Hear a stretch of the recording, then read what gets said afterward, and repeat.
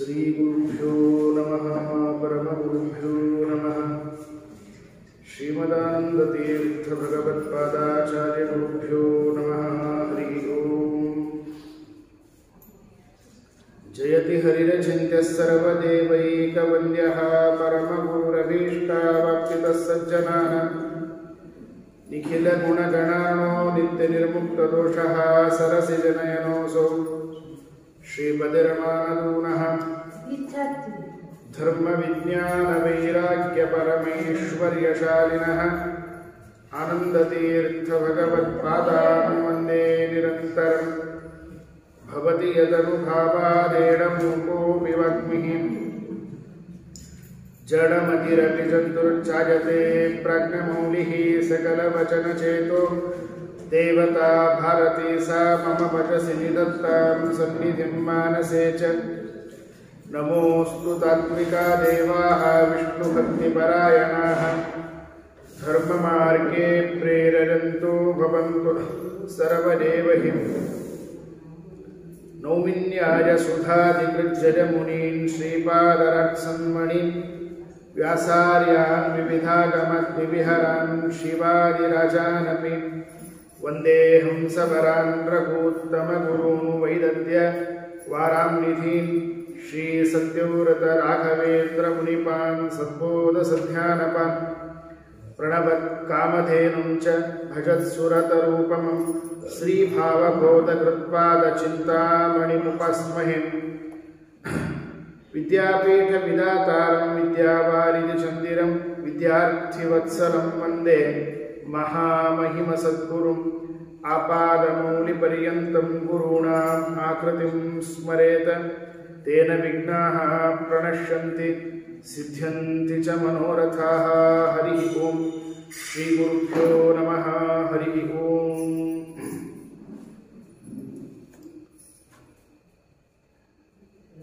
ರಘುತ್ತಮ ತೀರ್ಥ ಶ್ರೀಪಾದಂಗಳವರ ಆರಾಧನೆ ನಿಮಿತ್ತಕವಾಗಿ ಆ ಗುರುಗಳ ಸ್ಮರಣೆಯನ್ನ ಮಾಡಿ ಮನೋವಿಶುದ್ಧಿ ಚರಿತಾನುವಾದ ಅಂತ ತಿಳಿಸಿದಂತೆ ನಮ್ಮ ಇಂದ್ರಿಯಗಳು ಹಾಗೂ ಮನಸ್ಸನ್ನು ಶುದ್ಧ ಮಾಡಿಕೊಂಡು ಶಾಸ್ತ್ರದಲ್ಲಿ ತಕ್ಕ ಮಟ್ಟಿಗೆ ಜ್ಞಾನ ಅಭಿವೃದ್ಧಿಯಾಗಿ ಭಕ್ತಿ ಅಭಿವೃದ್ಧಿಯಾಗಲಿ ಅಂತನ್ನುವುದಕ್ಕಾಗಿ ನಾವು ಇಲ್ಲಿ ಸೇರಿದ್ದೇವೆ. ವಿಶೇಷವಾಗಿ ರಘುತ್ತಮ ತೀರ್ಥ ಶ್ರೀಪಾದಂಗಳವರ ಚರಿತ್ರೆಯನ್ನು ಕೊಂಡಾಡಬೇಕು ಅಂತಂದರೆ ವೇದವ್ಯಾಸ ತೀರ್ಥರು ಹಾಗೂ ವೇದೇಶ ತೀರ್ಥರೇ ಯೋಗ್ಯತೆ ಪಡೆದವರು, ಸಾಕ್ಷಾತ್ ಶಿಷ್ಯರು ಹೌದು. ಹೀಗಾಗಿ ಅಂದ ಮಾತ್ರಕ್ಕೆ ನಮ್ಮ ಯೋಗ್ಯತೆಗೂ ಅನುಗುಣವಾಗಿ ಅವರ ಕಿಂಚಿತ್ ಸ್ಮರಣೆಯನ್ನಾದರೂ ಕೂಡ ಮಾಡಿ ಪುನೀತರಾಗೋಣ ಅಂತ ಭಾವಿಸಿ ಸ್ವಲ್ಪ ಸಮಯದಲ್ಲಿ ಗುರುಗಳ ಚರಿತ್ರೆಯನ್ನು ಯಥಾಮತಿಯಾಗಿ ಸ್ಮರಣೆ ಮಾಡುವ ಪ್ರಯತ್ನವನ್ನು ನಾವು ಮಾಡ್ತೇವೆ. ವಿಶೇಷವಾಗಿ ರಘುತ್ತಮ ತೀರ್ಥ ಶ್ರೀಪಾದಂಗಳವರ ಜೊತೆಗೆ ಸಹವಾಸದಿಂದ ಇದ್ದು ಅವರ ಜೊತೆಗೆ ಒಡನಾಟವನ್ನು ಹೊಂದಿದ, ಅವರಿಂದಲೇ ವಿಶೇಷವಾಗಿ ಸನ್ಯಾಸ ದೀಕ್ಷೆಯನ್ನು ತೆಗೆದುಕೊಂಡ ರಘುಪ್ರಮತಿ ತೀರ್ಥರು ಅಂತ ಒಬ್ಬ ಮಹಾಜ್ಞಾನಿಗಳು, ರಘುತ್ತಮರ ಶಿಷ್ಯರು. ಕೂಡಲಿಯಾರಿ ಅಕ್ಷೋಭಿ ತೀರ್ಥ ಮಠದಲ್ಲಿ ಒಬ್ಬರ ರಘುಪ್ರಮತಿ ತೀರ್ಥರು ಅಂತ ಬರ್ತಾರೆ, ಅವರು ಬೇರೆ. ಇವರು ಸಾಕ್ಷಾತ್ ರಘುತ್ತಮರ ಶಿಷ್ಯರೇ. ಅವರೇ ರಘುತ್ತಮ ತೀರ್ಥ ಶ್ರೀಪಾದಂಗಳವರ ಜೊತೆಗೆ ಇದ್ದು ಸಹವಾಸದಲ್ಲಿದ್ದು ಅವರ ಮಹಾತ್ಮ್ಯವನ್ನು ಮನಸಾರೆ ಕಂಡು ವಿಶೇಷವಾಗಿ ಅವರು ಬರೆದಿರುವಂತಹ ಕೃತಿಯಲ್ಲಿ ಅನೇಕ ಗುರುಗಳ ಚರಿತ್ರೆ ಇದೆ. ಕಾಲವಶಾತ್ ಕಾಲ ಕಳೆದಂತೆ ಎಲ್ಲವೂ ಮಾಸಿ ಹೋಗುವಂತೆ ಎಷ್ಟೋ ಗುರುಚರಿತೆ ಮಾಸಿ ಹೋಗಿ ಕೆಲವು ಮಾತ್ರ ಉಳಿದುಕೊಂಡಿದೆ. ಚರಿತ್ರೆ ಪವಾಡಗಳು ಮಾಸಿ ಹೋದರೂ ಕೂಡ ಅವರು ಬರೆದಿರುವ ಗ್ರಂಥಗಳು ಮಾತ್ರ ಉಜ್ಜೀವನ, ಅತ್ಯಂತ ಜೀವಂತವಾಗಿ ಇವತ್ತಿಗೂ ಕೂಡ ಅನೇಕ ಗ್ರಂಥಗಳ ಪರಿಪೂರ್ಣವಾದ ಜ್ಞಾನವನ್ನು ಪಡೆಯಬೇಕಾದರೆ, ಸಂಗ್ರಹಾತ್ಮಕವಾದ ಒಂದು ಸಂಕ್ಷೇಪವಾಗಿ ತಿಳಿಯಬೇಕಾದರೆ ರಘುತ್ತಮ ತೀರ್ಥ ಶ್ರೀಪಾದಂಗಳವರ ವ್ಯಾಖ್ಯಾನದಲ್ಲಿ ನಾವು ನೋಡ್ಲಿಕ್ಕೆ ಸಾಧ್ಯ. ವಿಶೇಷವಾಗಿ ರಘುತ್ತಮ ತೀರ್ಥ ಶ್ರೀಪಾದಂಗಳವರ ಒಂದು ಅದ್ಭುತವಾಗಿರತಕ್ಕಂತಹ ಅವರ ಜನ್ಮವೂ ಅದ್ಭುತ, ಅವರು ವಿದ್ಯೆ ಪಡೆದದ್ದು ಅದ್ಭುತ, ಗುರುಗಳ ಅನುಗ್ರಹವನ್ನು ಪಡೆದದ್ದು ಅದ್ಭುತವಾಗಿದೆ, ಅವರು ತಮ್ಮ ಶಿಷ್ಯರಿಗೆ ಅನುಗ್ರಹ ಮಾಡಿದ್ದು ಅದ್ಭುತ. ಎಲ್ಲವೂ ಕೂಡ ಅತ್ಯಂತ ರೋಚಕವಾಗಿರತಕ್ಕಂತಹ ಒಂದು ಜೀವನ ಚರಿತ್ರೆಯನ್ನು ಹೊಂದಿದ ಮಹಾನುಭಾವರು ಅಂತಂದರೆ ನಮ್ಮ ರಘುತ್ತಮ ತೀರ್ಥ ಶ್ರೀಪಾದಂಗಳವರು. ಪ್ರಾಯ ರಘುತ್ತಮ ತೀರ್ಥ ಶ್ರೀಪಾದಂಗಳವರ ರಘುವರ ತೀರ್ಥ ಶ್ರೀಪಾದಂಗಳವರ ಅಕ್ಕನ ಮಕ್ಕಳೇ ರಘುತ್ತಮ ತೀರ್ಥ ಶ್ರೀಪಾದಂಗಳವರು. ರಘುವರ ತೀರ್ಥ ಶ್ರೀಪಾದಂಗಳವರು ಹೆಚ್ಚು ಕಡಿಮೆ ಆಗಿನ ಕಾಲದಲ್ಲಿ ಎಲ್ಲ ಕಡೆಗೆ ವಿಶೇಷವಾಗಿ ಸಂಚಾರವನ್ನು ಮಾಡ್ತಾ ದೇಶ ದಿಗ್ವಿಜಯವನ್ನು ಮಾಡ್ತಾ ಇರುವಾಗ ಅವರ ಅಕ್ಕ ಮತ್ತು ಭಾವಂದಿರಿಬ್ಬರು ಕೂಡ ಶ್ರೀಮಠದಲ್ಲಿ ವಿಶೇಷವಾಗಿ ಸೇವೆಯನ್ನು ಮಾಡಿಕೊಂಡು ಇದ್ದರು. ಕಾಲವಶಾತ್ ಒದಗಿ ಬಂದಾಗ ಸಂತಾನದ ಸೂಚನೆ ಸಿಗದೇ ಇದ್ದಾಗ, ಒಂದು ಸಂತಾನ ಆಗಿತ್ತು, ಅದಕ್ಕೆ ಇನ್ನೊಂದು ಸಂತಾನ ಬೇಕು ಅಂತ ಅಪೇಕ್ಷೆ ಇದ್ದಾಗ ರಘುವರ ತೀರ್ಥ ಶ್ರೀಪಾದಂಗಳವರ ವಿಶೇಷವಾದ ಅನುಗ್ರಹವನ್ನ ಪಡೆದುಕೊಂಡಿರತಕ್ಕಂಥವರು. ಅನುಗ್ರಹವನ್ನು ಪಡೆದು ಸೂಚನೆಯಾದಾಗಲೇನೆ ಆ ಸಂದರ್ಭದಲ್ಲಿ ಏನೇ ಹೇಳ್ತಾರೆ, ಈಗೇನು ನಿಮಗೆ ಸಂತಾನ ಆಗತ್ತೆ, ಆ ಸಂತಾನ ವಿಶೇಷವಾಗಿ ನೀವು ಇಟ್ಟುಕೊಳ್ಳುವಂಥದ್ದಲ್ಲ, ಅದನ್ನ ಶ್ರೀಮಠಕ್ಕೆ ಒಪ್ಪಿಸಬೇಕು ಅಂತ ಸೂಚನೆ ಕೊಟ್ಟರು. ಪೂರ್ವಾಶ್ರಮದ ಭಾವ, ಅರ್ಥಾತ್ ರಘುವರ ತೀರ್ಥರ ಪೂರ್ವಾಶ್ರಮದಲ್ಲಿರುವಂತಹ ಅವರ ಹೆಸರು ವಿಠಲಾಚಾರ್ಯರು ಅಂತ ಹೇಳಿ. ಆ ವಿಠಲಾಚಾರ್ಯರ ಹೇಳಿಕೊಂಡಂತ ಸೂಚನೆಯಂತೆ ವಿಶೇಷವಾಗಿ ಮೊಳಖೇಡದಲ್ಲಿ ಟೀಕಾಕೃತ್ಪಾದರ ವಿಶೇಷವಾದ ಸೇವೆಯನ್ನು ಮಾಡಿ ಅವರು ಕಾಗಿನಿ ನದಿಯಲ್ಲಿ ಸ್ನಾನವನ್ನು ಮಾಡಬೇಕಾಗಿರುವಂತಹದ್ದು, ಅಲ್ಲಿ ಟೀಕಾಕೃತ್ಪಾದರ ಸೇವೆಯನ್ನು ಮಾಡಬೇಕು, ರಘುನಾಥ ತೀರ್ಥ ಶ್ರೀಪಾದಂಗಳವರ ಸೇವೆಯನ್ನು ಮಾಡಬೇಕು. ಒಂದರ್ಥದಲ್ಲಿ ಬಹಳ ಸನಿಹದಲ್ಲಿ ಇರತಕ್ಕಂಥವರು. ಯಾಕಂದ್ರೆ ರಘುವರ ತೀರ್ಥ ಶ್ರೀಪಾದಂಗಳವರ ಆಶ್ರಮವನ್ನು ಕೊಟ್ಟು ದೀಕ್ಷೆಯನ್ನು ಕೊಟ್ಟು ಉದ್ಧಾರ ಮಾಡಿದ ಗುರುಗಳೇ ರಘುನಾಥ ತೀರ್ಥ ಶ್ರೀಪಾದಂಗಳವರು. ಹೀಗಾಗಿ ಅವರ ವೃಂದಾವನ ಮೊಳಖೇಡದಲ್ಲಿ ಇದ್ದದ್ದಕ್ಕಾಗಿ ಹೀಗಾಗಿ ಅಕ್ಷೋಭ್ಯ ತೀರ್ಥರು, ಟೀಕಾಕೃತ್ಪಾದರು ಜೊತೆಗೆ ರಘುನಾಥ ತೀರ್ಥರ 3 ಜನರ ಸೇವೆಯಾಗತ್ತೆ ಅಂತನ್ನೋದಕ್ಕಾಗಿ ವಿಠಲಾಚಾರ್ಯರು ಮೊಳಖೇಡದಲ್ಲಿದ್ದು ಟೀಕಾಕೃತ್ಪಾದರ ರಘುನಾಥ ತೀರ್ಥರ ಸೇವೆಯನ್ನು ಮಾಡ್ತಾರೆ. ಸೇವೆಯನ್ನು ಮಾಡಿ ಆದ ಮೇಲೆ ಸ್ವಲ್ಪ ದಿವಸದ ನಂತರದಲ್ಲಿ ಗರ್ಭ ಧಾರಣೆ ಮಾಡಿದ ಸೂಚನೆ ಬಂದಾಗ ರಘುವರ ತೀರ್ಥರು ಹೇಳ್ತಾರೆ, ಇದೇನು ಸಂತಾನ ಆಗತ್ತೆ ಅಲ್ಲ, ಈ ಸಂತಾನ ಆದ ಮೇಲೆ ಇದನ್ನು ನೀವು ಇಟ್ಟುಕೊಳ್ಳುವುದಲ್ಲ, ಇದನ್ನ ಶ್ರೀಮಠಕ್ಕೆ ಒಪ್ಪಿಸಬೇಕಾಗಿರುವಂತಹದ್ದು ಅಂತನ್ನೋದನ್ನ ಹೇಳ್ತಾರೆ. ಹೇಳಿ ಆದ ಮೇಲೆ ಹೇಳಿ ಕಳಿಸ್ತಾರೆ, ನೀವು ಈಗ ಗರ್ಭಧಾರಣೆ ಆಗಿದೆ, ಆ ಗರ್ಭಧಾರಣೆಯಾದದ್ದನ್ನು ವಿಶೇಷವಾಗಿ ನೀವು ಹೆಚ್ಚು ಮನಮೋಹಕವಾಗುವಂತೆ ಮನಸ್ಸಿನಲ್ಲಿ ಸಂತೋಷ ಪಡುವ ಲೌಕಿಕವಾದದ್ದನ್ನು ಯಾವುದನ್ನು ಕೇಳುವುದಾಗಲಿ ಹೇಳುವುದಾಗಲಿ ಮಾಡಬಾರದು. ಆಧ್ಯಾತ್ಮಿಕ ಚಿಂತನೆ ಹೆಚ್ಚಿರಬೇಕು, ಆಧ್ಯಾತ್ಮಿಕದ ಒಲವು ಹೆಚ್ಚಿರಬೇಕು ಅಂತನ್ನುವುದನ್ನು ಸೂಚನೆ ಕೊಟ್ಟು ಹೇಳ್ತಾರೆ. ಯಾವಾಗ ಸಂತಾನ ಆಗತ್ತೆ, ಸಂತಾನ ಆಗುವಾಗ ವ್ಯಾಸರಾಜರ ವಾದಿರಾಜರ ಚರಿತ್ರೆಯಲ್ಲಿ ಅವರ ಭೂಸ್ಪರ್ಶ ಇಲ್ಲದೆ ಇದ್ದಂತೆ ಹೇಗೆ ಸಂತಾನ ಆಯಿತು ಅಂತ ಕೇಳಿದ್ದೇವೆ. ರಘುವರ ತೀರ್ಥರು ಹೇಳ್ತಾರೆ, ಆ ರೀತಿಯಾಗಿ ಈ ಮಗುವಿನ ಸಂತಾನವು ಅದೇ ರೀತಿಯಾಗಿ ಆಗಬೇಕು. ಕಾರಣ ಕೊಟ್ಟದ್ದು ರಘುವರ ತೀರ್ಥರು. ಒಂದು ಕಾರಣವನ್ನು ಕೊಡ್ತಾರೆ, ಯಾವಾಗ ಮಗುವಿಗೆ ಭೂಸ್ಪರ್ಶ ಆಗುತ್ತೋ, ಭೂಸ್ಪರ್ಶ ಆಗದಾಗ ಎಲ್ಲೇ ಜನ್ಮಾಂತರದ ನೆನಪೆಲ್ಲವೂ ಕೂಡ ಪ್ರಾಯ ಜ್ಞಾನವೆಲ್ಲವೂ ಕೂಡ ಅದು ಮಾಸಿ ಹೋಗುತ್ತೆ, ಮರೆತು ಹೋಗ್ತಾನೆ, ಅದು ಆಗುವುದು ಬೇಡ. ಅದಕ್ಕಾಗಿ ಇವರಿಗೆ ವಿಶೇಷವಾಗಿ ವಾದಿರಾಜರ ಹಾಗೂ ವ್ಯಾಸರಾಜರ ಜನ್ಮದಂತೆ ಇವರೂ ಜನ್ಮ ಆಗಬೇಕು ಅಂತ ರಘುವರ್ಯರ ಸೂಚನೆ. ಅದರಂತೇನೆ ವಿಠಲಾಚಾರ್ಯರು ಕೂಡ ತಾವು ವಿಶೇಷವಾಗಿ ಗರ್ಭ ಧಾರಣೆ ಮಾಡಿ ಕಾಲವನ್ನು ಕಾಯ್ತಾ ಕೂತುಕೊಂಡಿದ್ದಾರೆ. ಕಾದುಕೊಂಡು ಕೂತಾಗ ಸರಿಯಾಗಿ ಸಕಾಲಕ್ಕೆ ಇನ್ನೇನು ಮಗು ಹೆರಿಗೆ ಆಗಬೇಕು. ಹೆರಿಗೆ ಆಗುವಂತಹ ಕಾಲ ಒದಗಿ ಬಂದಾಗ ತಟ್ಟೆಯನ್ನು ಕಳಿಸಿ ಅದರಿಂದಾಗಿ ಗರ್ಭ ಪ್ರಸವ ಆಗುವಾಗ ಭೂಸ್ಪರ್ಶ ಆಗದೇ ಇದ್ದಂತೆ ರಘುತ್ತಮ ತೀರ್ಥ ಶ್ರೀಪಾದಂಗಳವರ ಪೂರ್ವಾಶ್ರಮದಲ್ಲಿ ಇವರಿಗೆ ರಾಮಚಂದ್ರಾಚಾರ್ಯರು ಅಂತ ನಾಮಕರಣವನ್ನು ಮಾಡ್ತಾರೆ. ಮುಂದೆ ಭೂಸ್ಪರ್ಶ ಆಗದೇ ಇದ್ದಂತೆ ಅವರಿಗೆ ಮಗುವನ್ನ ತೊಳೆದು ತಟ್ಟೆಯಲ್ಲಿ ಮಲಗಿಸಿದಾಗ ರಘುವರ ತೀರ್ಥರು ಹೇಳ್ತಾರೆ, 10 ದಿನಗಳ ಸೂತಕ ಕಳೆಯುವವರೆಗೂ ಕೂಡ ನಿಮ್ಮ ಹತ್ತಿರ ಇರಲಿ, 10 ದಿನ ಕಳೆದಾದ ಮೇಲೆ ಶ್ರೀಮಠಕ್ಕೆ ಒಪ್ಪಿಸಬೇಕು ಅಂತ ಅನ್ನೋದನ್ನ ಸೂಚನೆ ಕೊಟ್ಟಾದ ಮೇಲೆ 10 ದಿನ ಕಳೆದು ಹೋಯಿತು. 12ನೇ ದಿವಸ 13ನೇ ದಿವಸ ನಾಮಕರಣವನ್ನು ಹೂಡ್ತಾರೆ. ನಾಮಕರಣವನ್ನು ಹೂಡಿದಾಗ ರಾಮಚಂದ್ರ ರಾಮಚಂದ್ರ ಅಂತ ನಾಮಕರಣವನ್ನು ಮಾಡ್ತಾರೆ.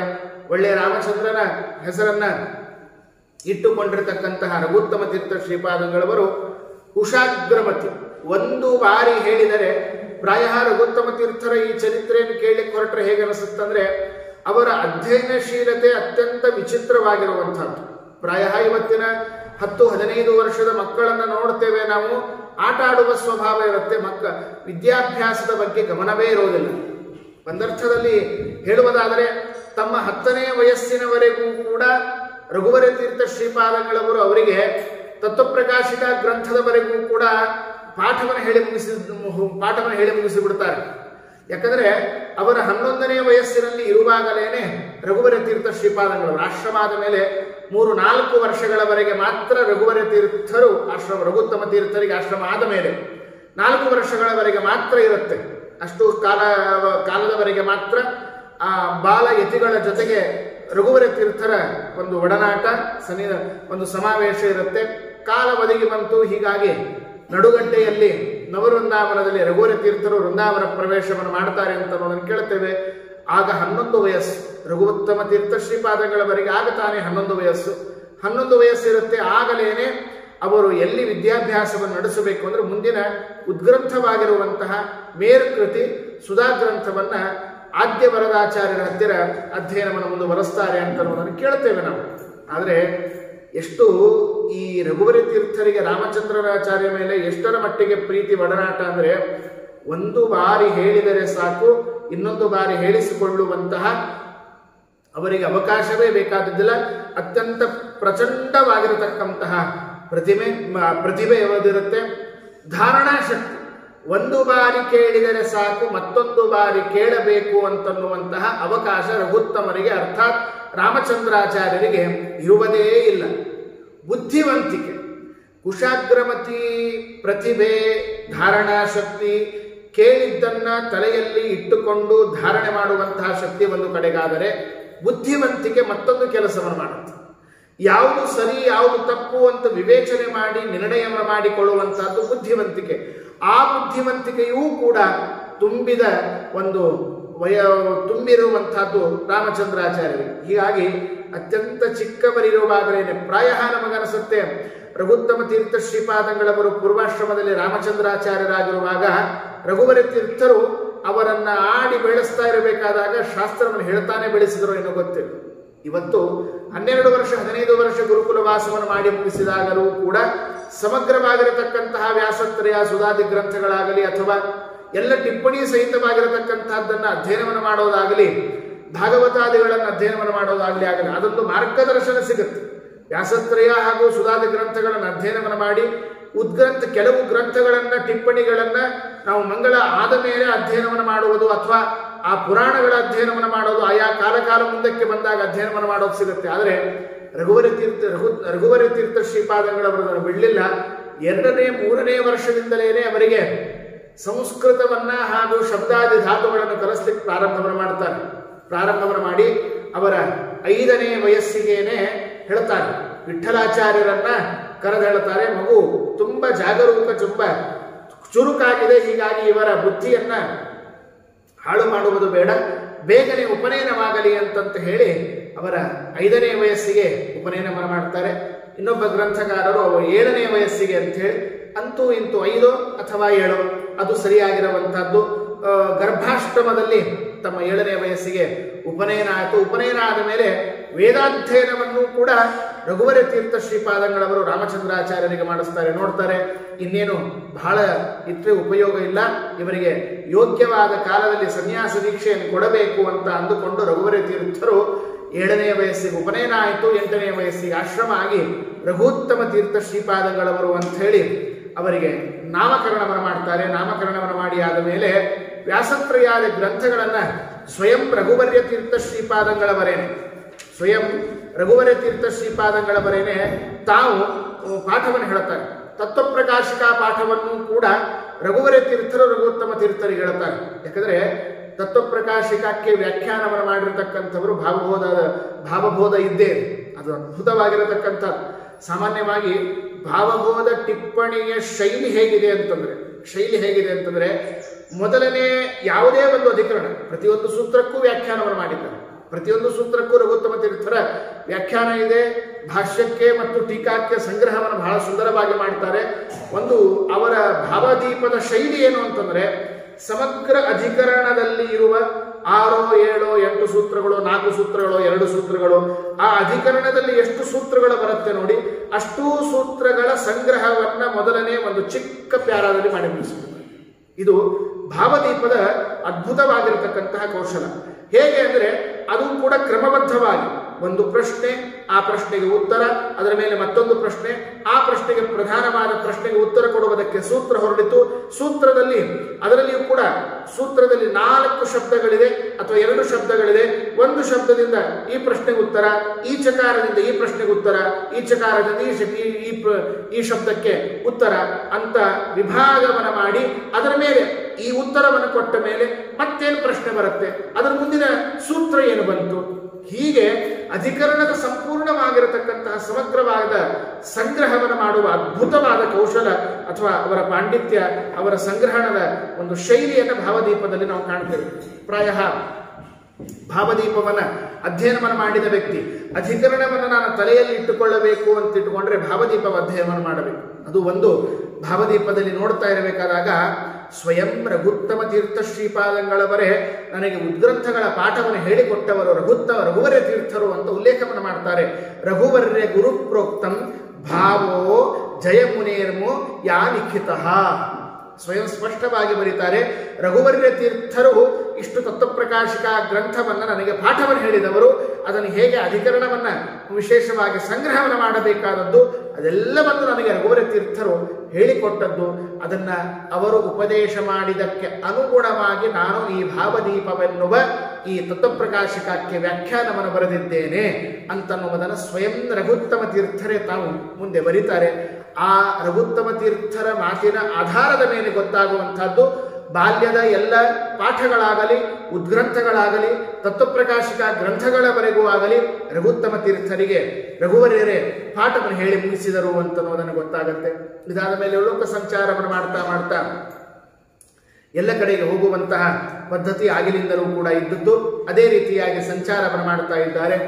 ನಡುಗಡ್ಡೆ ಹತ್ತಿರ ಸಮೀಪದಲ್ಲಿ ಬಂದಾಗ ರಘುವರ್ಯ ತೀರ್ಥರಿಗೆ ದೇಹಾಲಸ್ಯ ಆಗಿ ಅವರಂತಾರೆ, ಇಲ್ಲೇ ನಮ್ಮ ವೃಂದಾವನವನ್ನು ಮಾಡಬೇಕು ಅಂತ ಸೂಚನೆ ಕೊಟ್ಟಾಗ ಅಲ್ಲೇ ಪದ್ಮನಾಭ ತೀರ್ಥರ ಎದುರಿಗೆ ವಿಶೇಷವಾಗಿ ರಘುವರ್ಯ ತೀರ್ಥರ ವೃಂದಾವನವನ್ನು ಮಾಡಿ 3 ದಿನದ ವಿಶೇಷವಾದ ಮಹಾಸಮಾರಂಭ. ಚಿಕ್ಕ ಬಾಲಕರು 11 ವರ್ಷದ ಚಿಕ್ಕವರಾಗಿರತಕ್ಕಂಥವರು ಅವರು ನಿಂತುಕೊಂಡು ರಘುವರ್ಯ ತೀರ್ಥರ ಅದ್ಭುತವಾದ ಮಹಾಸಮಾರಾಧನೆಯನ್ನು ಮುಗಿಸಿಕೊಂಡು ಆಗ ವೃಂದಾವನ ಪ್ರವೇಶ ಮಾಡುವ ಕೊನೆ ಘಳಿಗೆಯಲ್ಲಿ ಮಣೂರಿನಿಂದ, ಮಣಿಪುರ ಅಂತ ಸಂಸ್ಕೃತದಲ್ಲಿ ಅದಕ್ಕೆ ಕರೀತಾರೆ. ಇವತ್ತಿನ ಮಣೂರು, ಹಿಂದಿನ ಕಾಲದಲ್ಲಿ ಮಣಿಪುರ ಅಂತ ಕರೆಯುವಂಥದ್ದು. ಆ ಮಣೂರಿನಿಂದ ಆದ್ಯವರದಾಚಾರ್ಯರನ್ನು ಕರೀತಾರೆ. ಆದ್ಯವರದಾಚಾರ್ಯರನ್ನು ಕರೆದು ರಘುತ್ತಮ ತೀರ್ಥ ಶ್ರೀಪಾದಂಗಳವರನ್ನ ಕೂಡಿಸಿ ಹೇಳುತ್ತಾರೆ, ಇವರಿಗೆಲ್ಲ ಉದ್ಗ್ರಂಥಗಳ ಪಾಠ ಆಗಿದೆ, ವಿಶೇಷವಾಗಿ ವ್ಯಾಸತ್ರಯ ಜೊತೆಗೆ ಶ್ರೀಮನ್ಯಾಯ ಸುಧಾ ಗ್ರಂಥದ ಪಾಠ ಆಗಬೇಕಾಗಿದೆ. ಹೀಗಾಗಿ ಅದನ್ನ ನೀವು ನಡೆಸಿಕೊಡಬೇಕು. ವಿಶೇಷವಾದ ಉತ್ತರಾದಿ ಮಠಕ್ಕೆ ನಿಮ್ಮ ದೊಡ್ಡ ಕೊಡುಗೆ ಸೇವೆಯಾಗಬೇಕು ಅಂತ ಹೇಳಿದಾಗ ಆಗಲಿ, ಅವಶ್ಯವಾಗಿ ಆಗಲಿ ಅಂತ ಆದ್ಯ ವರದಾಚಾರ್ಯರು ಒಪ್ಪಿಕೊಳ್ಳುತ್ತಾರೆ. ಒಪ್ಪಿಕೊಂಡಾದ ಮೇಲೆ ವೃಂದಾವನ ಪ್ರವೇಶ ಆಯಿತು, ಮಹಾಸಮಾರಾಧನೆ ನಡೆದು ಹೋಯಿತು. ಮುಂದೆ ಕಾಲಕ್ರಮೇಣ ಎಲ್ಲವೂ ಕೂಡ ಹಾಗೆ ಮುಂದೆ ಬದಿಗೆ ಬಂದಾಗ ದೇಶ ಸಂಚಾರವನ್ನು ಮಾಡ್ತಾ ಮಾಡ್ತಾ ಮಾಡ್ತಾ ರಘುತ್ತಮ ತೀರ್ಥ ಶ್ರೀಪಾದಗಳನ್ನು ಅನ್ಕೋತಾರೆ, ಇನ್ನು ಬಹಳ ದಿವಸ ಇರುವುದು ಬೇಡ, ಸುಧಾದಿ ಗ್ರಂಥಗಳ ಪಾಠ ಆಗಬೇಕು ಅಂತ ಹೇಳಿ ಮಣೂರು ಅರ್ಥಾತ್ ಮಣಿಪುರ ಅಲ್ಲಿ ಬರ್ತಾರೆ. ಮಣಿಪುರದಲ್ಲಿ ಬಂದು ಅದನ್ನು ವಿದ್ಯಾನಿಧಿ ತೀರ್ಥ ಶ್ರೀಪಾದಂಗಳವರು ಪ್ರತಿಷ್ಠಾ ವಿಶೇಷವಾಗಿ ರಘುನಾಥ ತೀರ್ಥ ಶ್ರೀಪಾದಂಗಳವರು ಅದಕ್ಕಿಂತಲೂ ಪೂರ್ವದಲ್ಲಿ ಇರತಕ್ಕಂತಹ ವಿದ್ಯಾನಿಧಿ ತೀರ್ಥ ಶ್ರೀಪಾದಂಗಳವರು ಸಂಸ್ಥಾಪನೆ ಮಾಡಿರುವಂತಹ ಗುರುಕುಲ ಇವತ್ತು ಚಿಕ್ಕದಾಗಿ ನೋಡ್ಲಿಕ್ಕೆ ಸಿಗುತ್ತೆ. ಚನ್ನಕೇಶವ ದೇವರನ್ನೇನು ದರ್ಶನವನ್ನು ಮಾಡಿಕೊಳ್ಳುತ್ತೇವೆ ನೋಡಿ. ಚನ್ನಕೇಶವ ದೇವರು ಸ್ವಪ್ನದಲ್ಲಿ ವಿದ್ಯಾನಿಧಿ ತೀರ್ಥರಿಗೆ ಬರ್ತಾರೆ. ನಾನು ಈ ಭೀಮಾ ನದಿಯ ಈ ದಂಡೆಯ ಒಂದು ಸ್ಥಾನದಲ್ಲಿ ನಾನಿದ್ದೇನೆ, ನನ್ನನ್ನು ಕರೆದುಕೊಂಡು ಬಂದು ಪ್ರತಿಷ್ಠಾಪನೆ ಮಾಡಬೇಕು ಅಂತ ವಿದ್ಯಾನಿಧಿಗಳಿಗೆ ಸೂಚನೆ ಕೊಟ್ಟಾಗ ಹೇಳಿದ ಸ್ಥಳಕ್ಕೆ ಹೋಗಿ ಅಲ್ಲಿ ಹುಡುಕಿದರೆ ಚನ್ನಕೇಶವ ದೇವರು ಸಿಗ್ತಾರೆ. ಚನ್ನಕೇಶವ ದೇವರು ಸಿಕ್ಕಾಗ ಅದನ್ನು ತೆಗೆದುಕೊಂಡು ಬಂದು ವಿಶೇಷವಾಗಿ ಪ್ರತಿಷ್ಠಾಪನೆ ಮಾಡಿದಾಗ ಆಗಲೇನೆ ಅಲ್ಲಿಯೇ ದೊಡ್ಡದಾಗಿರತಕ್ಕಂತಹ ಗುರುಕುಲ ವಿಶೇಷವಾಗಿ ನಿರ್ಮಾಣ ಆಗುತ್ತೆ. ನಿರ್ಮಾಣ ಆಗಿ ಅದೇ ಸ್ಥಳದಲ್ಲಿ ದೊಡ್ಡದಾಗಿರತಕ್ಕಂತಹ ಅನೇಕ ಜನ ವಿದ್ವಾಂಸರು ಈ ಪಾಠವನ್ನು ಹೇಳಲಿಕ್ಕೆ ವಿಶೇಷವಾಗಿ ವಿದ್ಯಾನಂದ ತೀರ್ಥರು ಅದನ್ನು ಗುರುಕುಲ ಮುಂದುವರೆಸಿಕೊಂಡು ಬರ್ತಾರೆ. ಅದಾದ್ಮೇಲೆ ರಘುನಾಥ ತೀರ್ಥರು ಮುಂದುವರೆಸಿಕೊಂಡು ಬರ್ತಾರೆ. ಅದಾದ್ಮೇಲೆ ರಘುವರ ತೀರ್ಥರು ಕೂಡ ಮುಂದುವರೆಸಿಕೊಂಡು ಬರ್ತಾರೆ. ಅದರ ನೇತೃತ್ವವನ್ನ ಮುಂದೆ ರಘುತ್ತಮ ತೀರ್ಥರು ದೊಡ್ಡವರಾದ ಮೇಲೆ ವಿದ್ಯಾಭ್ಯಾಸವನ್ನು ಕಲಿತ ಮೇಲೆ ಮುಂದೆ ಆ ಗುರುಕುಲವನ್ನ ಸಮಗ್ರವಾಗಿ ವೇದೇಶ ತೀರ್ಥರಿಗೆ ಅದನ್ನು ಒಪ್ಪಿಸಿ ತಾವು ದೇಶ ದಿಗ್ವಿಜಯವನ್ನು ಮಾಡ್ತಾರೆ ಅಂತನ್ನುವುದನ್ನ ಇತಿಹಾಸದಲ್ಲಿ ನಾವು ಕಥೆಯನ್ನು ಕೇಳುತ್ತೇವೆ. ಆ ರಘುನಾಥ ತೀರ್ಥ ಶ್ರೀಪಾದಂಗಳವರು ಅದನ್ನ ಸಂಸ್ಥಾಪನೆ ಮಾಡಿರತಕ್ಕಂತಹ ಗುರುಕುಲದಲ್ಲಿ ಆದ್ಯವರದಾಚಾರ್ಯರು ನಿತ್ಯದಲ್ಲಿ ಬಂದು ನಮ್ಮ ರಘುತ್ತಮ ತೀರ್ಥ ಶ್ರೀಪಾದಂಗಳವರಿಗೆ ಪಾಠವನ್ನು ಹೇಳಬೇಕು. ಪಾಠವನ್ನು ಹೇಳುತ್ತಾ ಇರಬೇಕಂತಹ ಪ್ರಸಂಗ. ಪಾಠ ನಡೀತಾ ಇದೆ, ಹಾಗೇ ನಡೀತಾ ಇದೆ, ಸಾಕ್ತಾ ಇದೆ. ಕೆಲವೊಂದು ಸಂದರ್ಭದಲ್ಲಿ ಮನುಷ್ಯನಿಗೆ ಎಂತಹ ವ್ಯಕ್ತಿ ಇದ್ದರೂ ಕೂಡ ಯಾವ ಕಾಲಕ್ಕೆ ಹೇಗೆ ಅವನಿಗೆ ಮದ ಬರುತ್ತೋ ಅಹಂಕಾರ ಬರುತ್ತೋ ಗೊತ್ತಿಲ್ಲ. ದೈವ ಸಂಕಲ್ಪ ದೈವ ಹಾಗ ಚಿತ್ತ ಇತ್ತು ಪ್ರಾಯ. ಅದಕ್ಕಾಗಿಯೇ ಆದ್ಯವರದಾಚಾರ್ಯರಿಗೆ ಸ್ವಲ್ಪ ಅವರಿಗೆ ಅಹಂಕಾರಕ್ಕೊಳಗಾಗಿ ಹೇಳುತ್ತಾರೆ, ಇನ್ನು ಮುಂದೆ ನಾವು ಪಾಠವನ್ನು ಹೇಳಲಿಕ್ಕೆ ಮಠಕ್ಕೆ ಬರೋದಿಲ್ಲ, ಬೇಕಾದರೆ ಅವರೇ ನಮ್ಮ ಮನೆಗೆ ಬರಬೇಕು ಅಂತ ಹೇಳಿ ಕಳಿಸ್ತಾರೆ. ಹೇಳಿ ಕಳಿಸಿದ ಮೇಲೆ ರಘುತ್ತಮ ತೀರ್ಥರು ಅನ್ಕೋತಾರೆ, ಇರಲಿ ಸಣ್ಣ ಪುಟ್ಟ ಅವರ ಅಹಂಕಾರದ ಮಾತುಗಳಿಗೆ ನಾವು ಅವಕಾಶವನ್ನು ಕೊಡೋದು ಬೇಡ, ನಮಗೆ ಸುಧಾದಿ ಗ್ರಂಥಗಳ ಪಾಠವನ್ನು ಹೇಳುವುದು ನಮಗೆ ಬೇಕಾಗಿದೆ, ಆಗಲಿ ಟೀಕಾಕೃತ್ಪಾದರ ಆ ಗ್ರಂಥಕ್ಕೆ ಗೌರವವನ್ನು ಕೊಟ್ಟು ನಾವು ಹೋಗ್ತೇವೆ ಅಂತ ಹೇಳಿ ಮಠದಲ್ಲಿ ಎಲ್ಲವನ್ನೂ ಕೂಡ ಮುಗಿಸಿಕೊಂಡು ಅವರು ಹೋಗ್ತಿದ್ರು. ಹೋಗಿ ಅಲ್ಲಿ ಮಾಡುವುದೇನಂತಂದ್ರೆ ವಿಶೇಷವಾಗಿರತಕ್ಕಂಥದ್ದನ್ನ ಬೇರೆ ಏನೂ ಇಲ್ಲ. ಆ ಶ್ರೀಮಠದಲ್ಲಿ ಎಲ್ಲ ವಿಧವಾಗಿರತಕ್ಕಂತಹ ಪೂಜಾದಿಗಳನ್ನು ಮುಗಿಸಿಕೊಂಡು ಪಾಠಕ್ಕೆ ತೆರಳಬೇಕಂತ. ಪಾಠ ಮುಗಿಸಿಕೊಂಡು ಬರಬೇಕು, ಪಾಠವನ್ನು ಮುಗಿಸಿಕೊಂಡು ಬರಬೇಕು. ಹೀಗೆ ಸಾಕ್ತಾ ಇದೆ. ಅಲ್ಲಿಯೂ ಕೂಡ ರಘುತ್ತಮ ತೀರ್ಥ ಶ್ರೀಪಾದಂಗಳವರಿಗೆ ಕೆಲವು ಬಾರಿ ಅಪಮಾನವಾಗುವಂತಹ ಪ್ರಸಂಗಗಳು ಘಟನೆಗಳು ನಡೆದೋಗುತ್ತೆ. ಕೆಲವು ದಿನ ಮೊದಲಿಗೆ ಮಠಕ್ಕೆ ಬರುವಂತಹ ಪಾಠಕ್ಕೆ ಬರ್ತಾ ಇದ್ರು, ಅದು ನಿಲ್ಲಿಸಿ ಹೋಯ್ತು. ಮನೆಯಲ್ಲಿ ಬರ್ಲಿಕ್ಕೆ ಶುರು ಆಯ್ತು. ಮನೆಯಲ್ಲಿ ಬರುವಾಗಲೂ ಕೂಡ ರಘುತ್ತಮ ತೀರ್ಥ ಶ್ರೀಪಾದಂಗಳವರು ಬರೋ ತನಕ ಕಾಯ್ತಾ ಇದ್ರು. ಅದು ಕೂಡ ನಿಂತು ಹೋಯ್ತು. ನಮ್ಮ ಸಮಯ ಇಷ್ಟು ಗಂಟೆಗೆ ಪಾಠ ಶುರು ಮಾಡ್ತೇವೆ, ಅಷ್ಟರಲ್ಲಿ ಬೇಕಾದ್ರೆ ಅವರು ಬರಬೇಕು ಅಂತನ್ನೋದನ್ನ ಅವರು ಹೇಳಿ ಕಳಿಸ್ತಾರೆ.